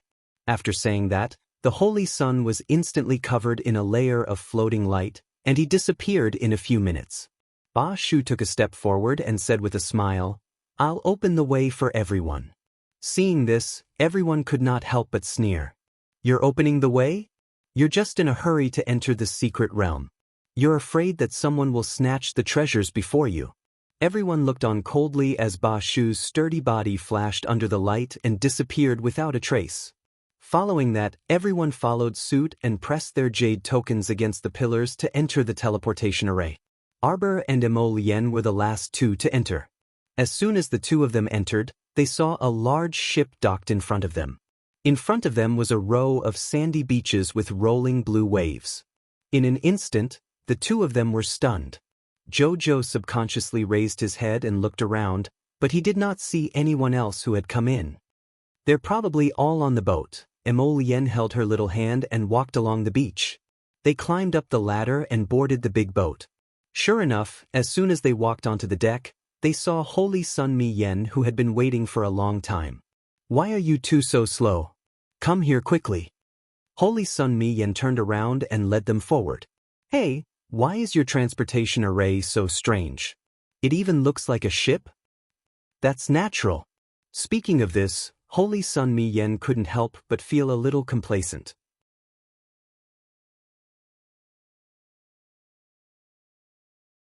Chapter 31-34. This is the most ancient teleportation array that has been passed down in our temple.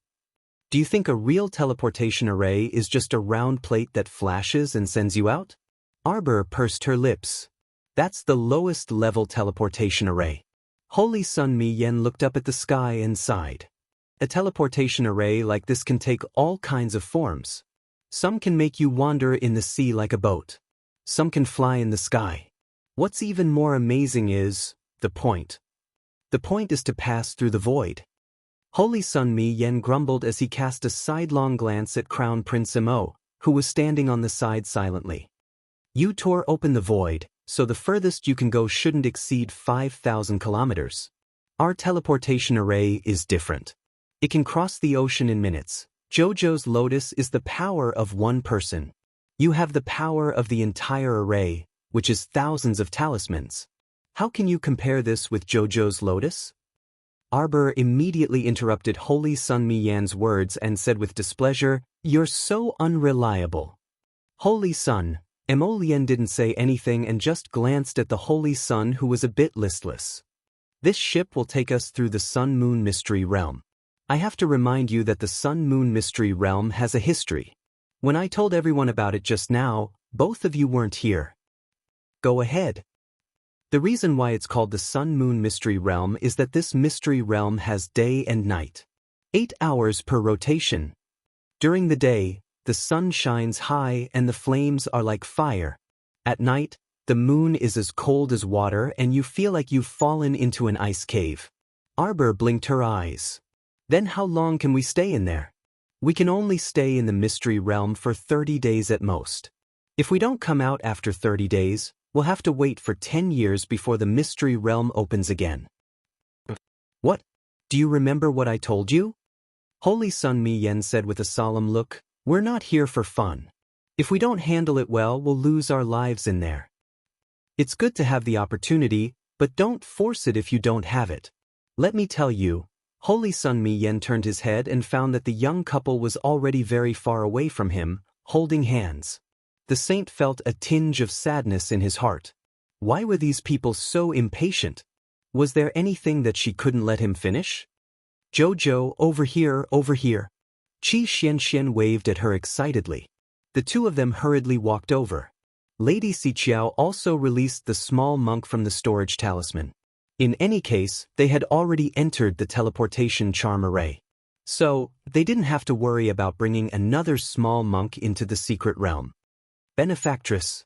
The moment the little monk came out, he swayed his body and said with a red face, "I need to pee." Everyone was speechless.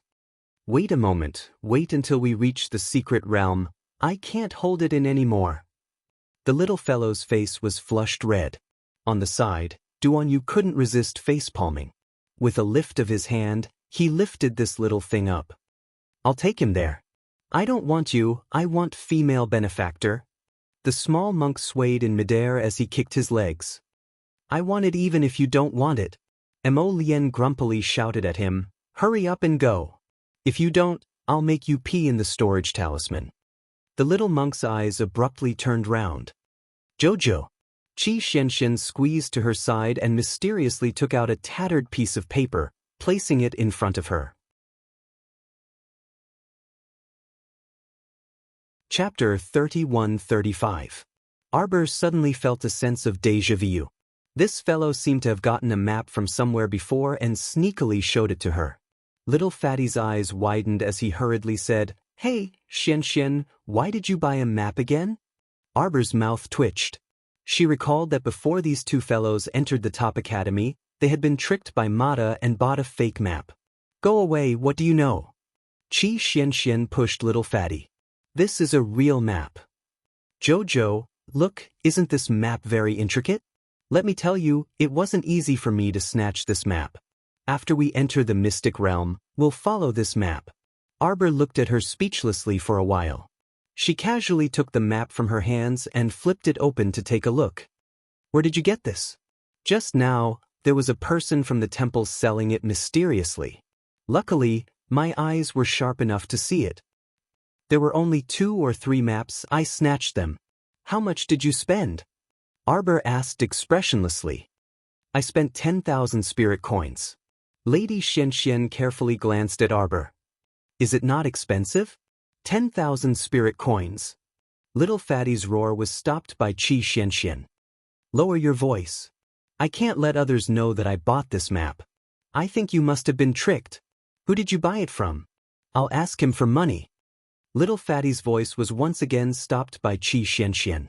Xiao Mu coughed lightly and folded the map that Qi Xianxian had brought over. She then handed it back to Qi Xianxian and said with a nod, "Ask who bought it. Point out the person for me."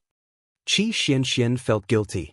She secretly pointed at a temple priest who was talking loudly with someone at the side of the fence. Arbor stood up. Qi Xianxian hurriedly reached out to pull her, but she broke free. Arbor stomped over, and Little Fatty naturally followed behind her, rushing over together. Arbor walked behind the fat priest and gave the Little Fatty a wink. Little Fatty stepped forward and patted that person's shoulder. The priest turned around and was startled at first when he saw Little Fatty. Then, his gaze shifted down and landed on the little stoic. Who didn't know who the little stoic was? The temple's priest hastily put on a smile. Miss Jojo, is something the matter? You only have half a map. The temple priest's face stiffened. Give me the other half. What? The little stoic didn't lower her voice again. When the other people who had bought the map heard this, they also jumped up. This map is only half a map? After spending so many spirit coins, he only got half a map. Who knew if this half map was only at the periphery of the secret realm? Who would be so foolish as to be fooled like this? Hurry and hand over the other half. There's still 10,000 spirit coins left, the little stoic said coldly. You want to scam people? Humph, you should see who you're scamming. That temple priest suddenly did a somersault and flipped down from the ship's railing. Everyone hastily leaned over the railing to take a look, only to see that this guy had already flown to the bottom deck and escaped into the cabin. Just as everyone wanted to chase after him, that ship had already started moving. The narrow-eyed Holy Sun reminded everyone, right now, we're being transported into the secret realm through a large transportation formation. The process will take about 3 minutes, so don't move recklessly. Because you're not truly at sea, but passing through the void. Chapter 31-36. If you fall, we won't be responsible. The Holy Sun said aloofly, you probably don't want to know what the outcome will be if you fall. Everyone involuntarily shuddered when they heard this. Fuck, this was a trip to the void. If they fell out of the ship, they would fly out of this large transportation array and fall into the void. If they were lucky, they would probably drift in the void for tens of millions of years. If they were unlucky, they would be torn into pieces by the void at any moment and vanish into thin air, vanishing from this world. The little stoic also didn't move. In any case, the monk could run away, but the temple couldn't. There would always be a chance to make the shrine's priest spit out the 10,000 spirit coins he took. The little fatty rolled up his sleeves. This Holy Sun Mi Yen is doing this on purpose, right? Their priest swindled so many spirit coins. We were just about to chase after him when that ship moved. It truly didn't move earlier or later. The timing was just perfect. Arbor nodded his small head. He also felt that this was Mi Yan's small revenge for swindling him of so many spirit coins. Miser. If Holy Sun Mi Yen could hear Sir Jojo's inner thoughts, he would definitely vomit blood from anger. Who the fuck was the miser here? She previously swindled him out of more than 9 million spirit coins, and he didn't even need to give her change for 10 million. Now, he was merely swindled out of 10,000 spirit coins. Look at this guy, he rolled up his sleeves and wanted to find someone to get it back. It was clear who was the miser here. The entire ship suddenly shook, and everyone on board was jolted. Sir Jojo quickly grabbed the railing, and his body swayed violently. Mo Lien swiftly flashed to her side and hugged her into her arms. She then patted her back, her expression relaxing. On the other side, Duan happened to be carrying the little monk, who had finished dealing with him, to the second deck. When the ship's hull swayed, Duan promptly picked up the little monk and flashed to the ship's cabin door. Holy Sun Mi Yan's expression changed drastically. Everyone, be careful. Someone is using a special method to force their way into the array. Be careful, our landing this time won't be too stable. Be careful. Everyone couldn't help but curse in their hearts. What the fuck? Could it be that this group of people were possessed by the god of bad luck? Why was it that every time they landed, there would always be some random situation? Attention everyone, we're about to pass through the void and enter the secret realm. Holy Sun Mi Yan roared. Everyone felt as if their faces were covered with a layer of water film, and their breathing stopped in an instant. However, this feeling of suffocation came and went as quickly as it came. It was as if his entire body had drilled through a layer of watery membrane. Suddenly, there was a sense of weightlessness. Almost at the same time, everyone screamed out in shock. Everyone tried their best to stabilize themselves in the air, but there were always two idiots who didn't have time to react and fell down.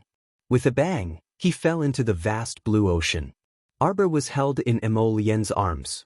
Floating in the air, he looked down and saw that the blue ocean was a strange sea of flowers.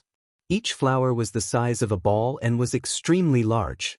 Everyone was taken aback when those two idiots fell down. When they saw them drowning in the sea of flowers, they were also shocked. It was over, there was a sea of man-eating flowers below. They had just entered the secret realm and already lost two idiot teammates. Swoosh. Before everyone could finish their thoughts, they saw those two people flying into the sky. Chapter 31-37. Everyone heaved a sigh of relief in their hearts. Fortunately, this wasn't the worst ending yet. Those two idiots weren't stupid and jumped out of the man-eating flower sea. But they didn't expect that they didn't jump out. They were bounced out. This bounced over their heads then, with a bang, they fell down on all fours. Everyone, whoosh, bang, whoosh, bang. Sir Jojo's gaze followed the two idiots back and forth. He watched as the two of them jumped up and down, bouncing off the giant blue flower below them. They were sent flying for more than 100 feet before finally turning into two small black dots. Ha! It was unknown which brother it was, but he actually laughed heartily in such an unkind manner. Everyone turned to look at him expressionlessly.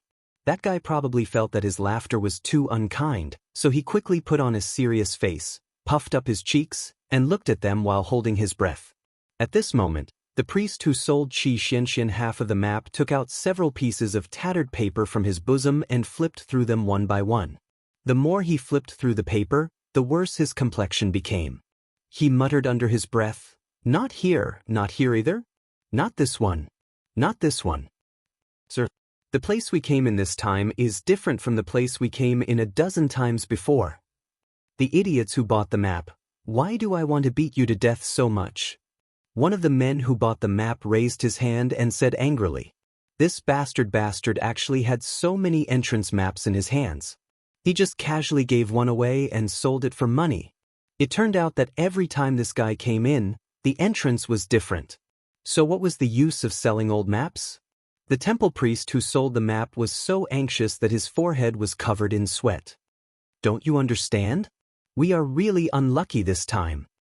Even people from the temple have never been to such a mystic realm. This is equivalent to a brand new mystic realm spreading out under our feet. We don't know where the dangers are and where the opportunities are. We can't effectively avoid the dangers. Then everyone will be finished. Holy Sun Mayan looked at him expressionlessly. Put away your lousy map and pay attention to your feet. Now let's continue to, The priest who sold the map suddenly screamed. His whole body was dragged down by a long blue beard. With a bang, he fell into the sea of flowers. Everyone thought that he was going to be bounced dozens of feet away like a pinball. Who knew one of the blue spherical flowers suddenly opened all its petals, like a monster opening its huge mouth, and swallowed the priest who sold the map in one gulp. Everyone, exclamation point. Everyone was truly stunned. There were no words to describe their feelings at this moment. They had just entered the mystic realm and 3 of their teammates had already been poisoned. 2 were missing and 1 was eaten? Arbor's mouth twitched. Suddenly, he threw out a vine whip and smashed it at the blue flower. Still not releasing him? A whip formed from holy wood was no joke. The suppression of holy wood contained in it forced all the flowers and plants to submit to it. As soon as he threw it over, the ball-shaped giant flower quickly opened its petals and spat out the priest who was selling the map. Chapter 31-38. That person's head was still wrapped in a layer of blue mucus, and he looked quite disgusting. Radiant Sunday, the saint hurriedly helped him and let him float up. Seeing that disgusting sticky appearance, the saint couldn't help but feel a little nauseous. He suppressed the urge to vomit, and his chest heaved slightly. Arbor had already pinched his little nose and urged Emolien to stay far away from that person. Once the 2 of them moved, everyone hurriedly followed. Zhong Lijiwei looked coldly in the direction of Arbor and Emolien and also chased after them. Saint Miyen. This Gu family's young master Gu Yishuan seemed very quiet along the way, as if he didn't exist. Now that he spoke, everyone looked at him questioningly. Gu Yishuan didn't mind and just asked Saint Miyen indifferently, "May I know who those people who forced their way into the array are?" Holy Sun Miyen frowned and shook his head. "I don't know. It's just that I'm guessing that they don't come with good intentions." The truth didn't allow him to ignore this problem. Who could force outsiders into the teleportation array? Of course, it could only be someone like the temple manager, or more likely the temple master of the temple. Holy Sun Miyen narrowed his eyes and sighed deeply. He looked up at the sea of blue flowers that stretched into the distance. "Let's go ahead and take a look first. Anyway, everyone must be careful. Those people who forced their way into the array are definitely not on the same side as us." When everyone heard the saint's words, they all raised their guard. They thought that if they encountered those people who forced their way into the array, they shouldn't be the bird that sticks out first. They should observe the situation first. At this time, everyone was plotting their own schemes as they followed Emolien, who was leading the way at the front. At this moment, they already knew that the sea of blue flowers below would fling out long tentacles from time to time to drag people down. They just needed to pay attention to avoid them while floating in the air. The long tentacles didn't fling out very frequently. As long as they were careful, they could completely avoid them without touching them at all. In this manner, Emolien drifted above the blue sea of flowers for about half an incense stick's worth of time before stopping. Holy Sun Miyen also stopped with narrowed eyes. Duan Yu flew over while carrying the little monk. He looked at Holy Sun Miyen with a spurious smile and asked, "Lord Holy Sun, what do we do now? There's clearly a barrier in the sky. We can't fly out of this area no matter how hard we try." Duan Yu said with a chuckle, "As long as we are floating, then we definitely won't be able to leave this sea of flowers." Emolien raised her slender brows and turned to look at Duan Yu with the little stoic in her arms. Although Holy Sun Miyen did not react as quickly as Emolien, it did not take him long to recover from Duan Yu's words. "Prince Jin, what do you mean?" Duan Yu looked at the flabbergasted and wide-eyed Holy Sun in amusement. He nodded. "It's simply a disgrace to our culture." Holy Sun Miyen waved his hand righteously. "How can I, a Holy Sun, do this? Just like that? Like this?" As he spoke, he waved his right hand and cursed with a strange expression on his face. Sir Jojo expressionlessly looked at these 3 lunatics who were speaking in riddles. "Speak human. Benefactress Duan Yu's meaning is. We still have to go down and be ejected like those 2 idiots from before," the little monk said with his head raised. You're tuning in to the Passion Pages YouTube channel. We're so grateful for your support, and don't forget to subscribe to join us on this incredible journey through captivating stories. Your generosity through donations truly makes a world of difference, as it's the primary source of revenue that allows me to expand and enhance this channel for you. Thank you from the bottom of my heart for being a part of this adventure.